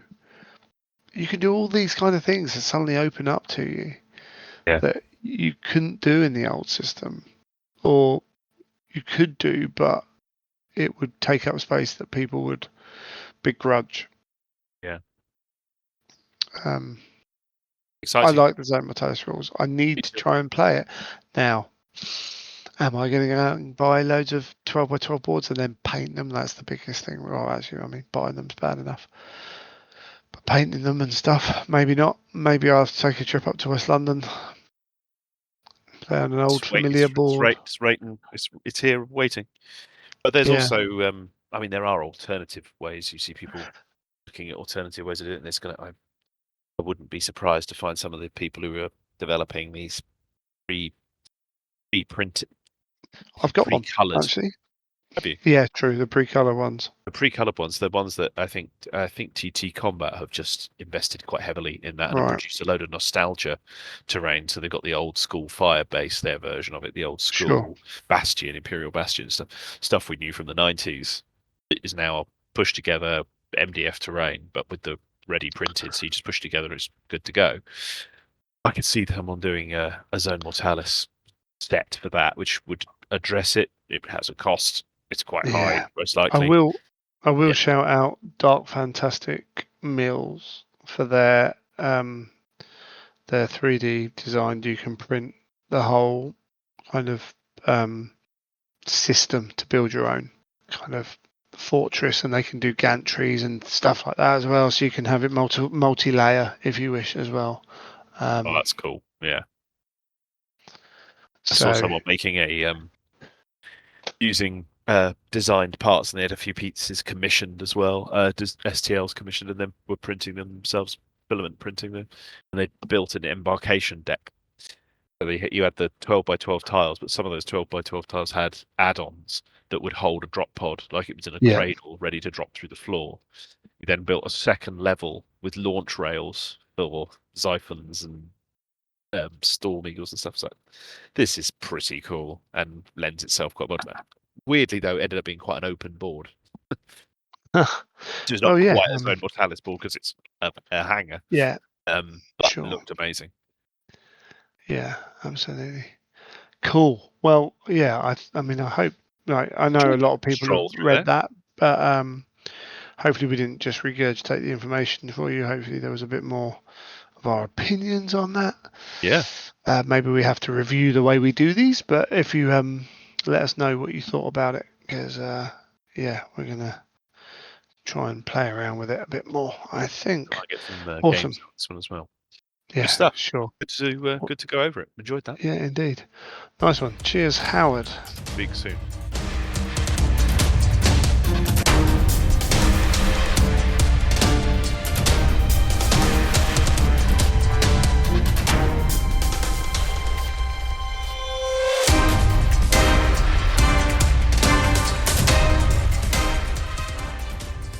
Congratulations, you made it to the end of another episode of the Imperial Truth, into our 3rd century of episodes, which is a little bit crazy. As we said at the top of the show, you can support the show by visiting our wonderful sponsors, Element Games. The links are all in the show notes. They're in the link tree that you can be found on the socials. We'll do all that in a minute. If you click on that link and purchase after clicking on that affiliate link, we get a kickback percentage of whatever you purchase. Again, I completely appreciate when we started doing this, there weren't that many people with Element affiliate links particularly, but even in the wider audience, there was a much smaller network of people 10 years ago, 11 years ago, whatever it is. And now there are lots more. So we are fully thankful for anyone who uses that, and it just helps us buy a little bit more equipment, keeps the show going in terms of website, which is barely there, but allows us the email link and all that kind of jazz, and the hosting of the show as well. And would love to upgrade my headphones, for example. They're getting a bit old, so I'm thinking about doing that kind of purchase. So if you've purchased anything from the store and using that link, then thank you very much. While you're there, we've also got the crystal codes. Don't forget to use your crystal codes with Element, and whoever does any of these things, don't forget to take what they're offering you. But if you choose to use us as your crystal code recipient, obviously you get double, and we get whichever code you use gets the equivalent of what you would have got. And it's a nice little bonus as well. Moving on, we've also got the Patreon as well. If you feel like this show entertains you enough that you want to say it's worth $1 a month of your hard-earned cash, then that's wonderful. If you want to give more, that's even more wonderful. If you don't want to give anything, we completely appreciate that as well. And we value your listenership just off your listenership. It is nice to know that we've got support just from listeners as much as anything else. So there we go. That's all that dealt with. If you've got any feedback on what we've talked about, if there's aspects of Zone Mortalis you think we missed out on, we've got wrong, or just ideas that you have for Zone Mortalis, it'd be great to hear from you guys. If you've got ideas on the way we talk about the topics, then please, feel free to hit back in. Any requests for topics, any ideas for show segments. Our next episode will be in the first 2026, so we'll be looking back at 2025 as we normally do now. I've got lots to update with that, so that'll be a fun few evenings for me if I can find it around work and Christmas. I'm sure we will. And I'm not sure what else. I did mention the chat with John French. Looks like that might have to be after Christmas now, because my schedule has just gone crazy in terms of having evenings taken up, so being forced to squeeze that in amongst, as I say, family, Christmas. I've got an overnight trip to hospital as well, things like that. Then maybe it's best just to leave it and approach that. I need to talk to John about that, but that is coming. I will be messaging Chris Rate soon as well, because that's another one with the Ashes of the Imperium that we'd like to jump on with as well.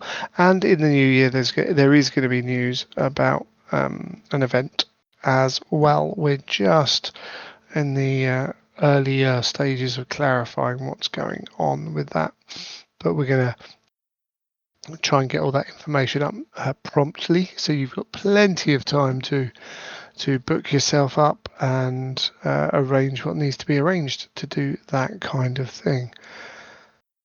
There we go. I don't think there's anything more to add from me there, except enjoy your holidays if you celebrate, whichever holidays you celebrate. If you don't celebrate at all, just enjoy your December, I suppose. And for those who don't enjoy that holiday period quite as much, stick in there. Find something to watch, something to listen to, talk to friends, because it's not an easy time for everyone. So please look out for yourself on that front. But we will be back in the new year for more heresy content, and by the looks of it, we're going to have a chocker start to the year as well in terms of those battle boxes and things like that coming out. So looking forward to seeing what Christmas brings us and a new year of even more plastic heresy. I think I'm spent, and we'll leave that there. And until next time, you have been listening to The Imperial Truth.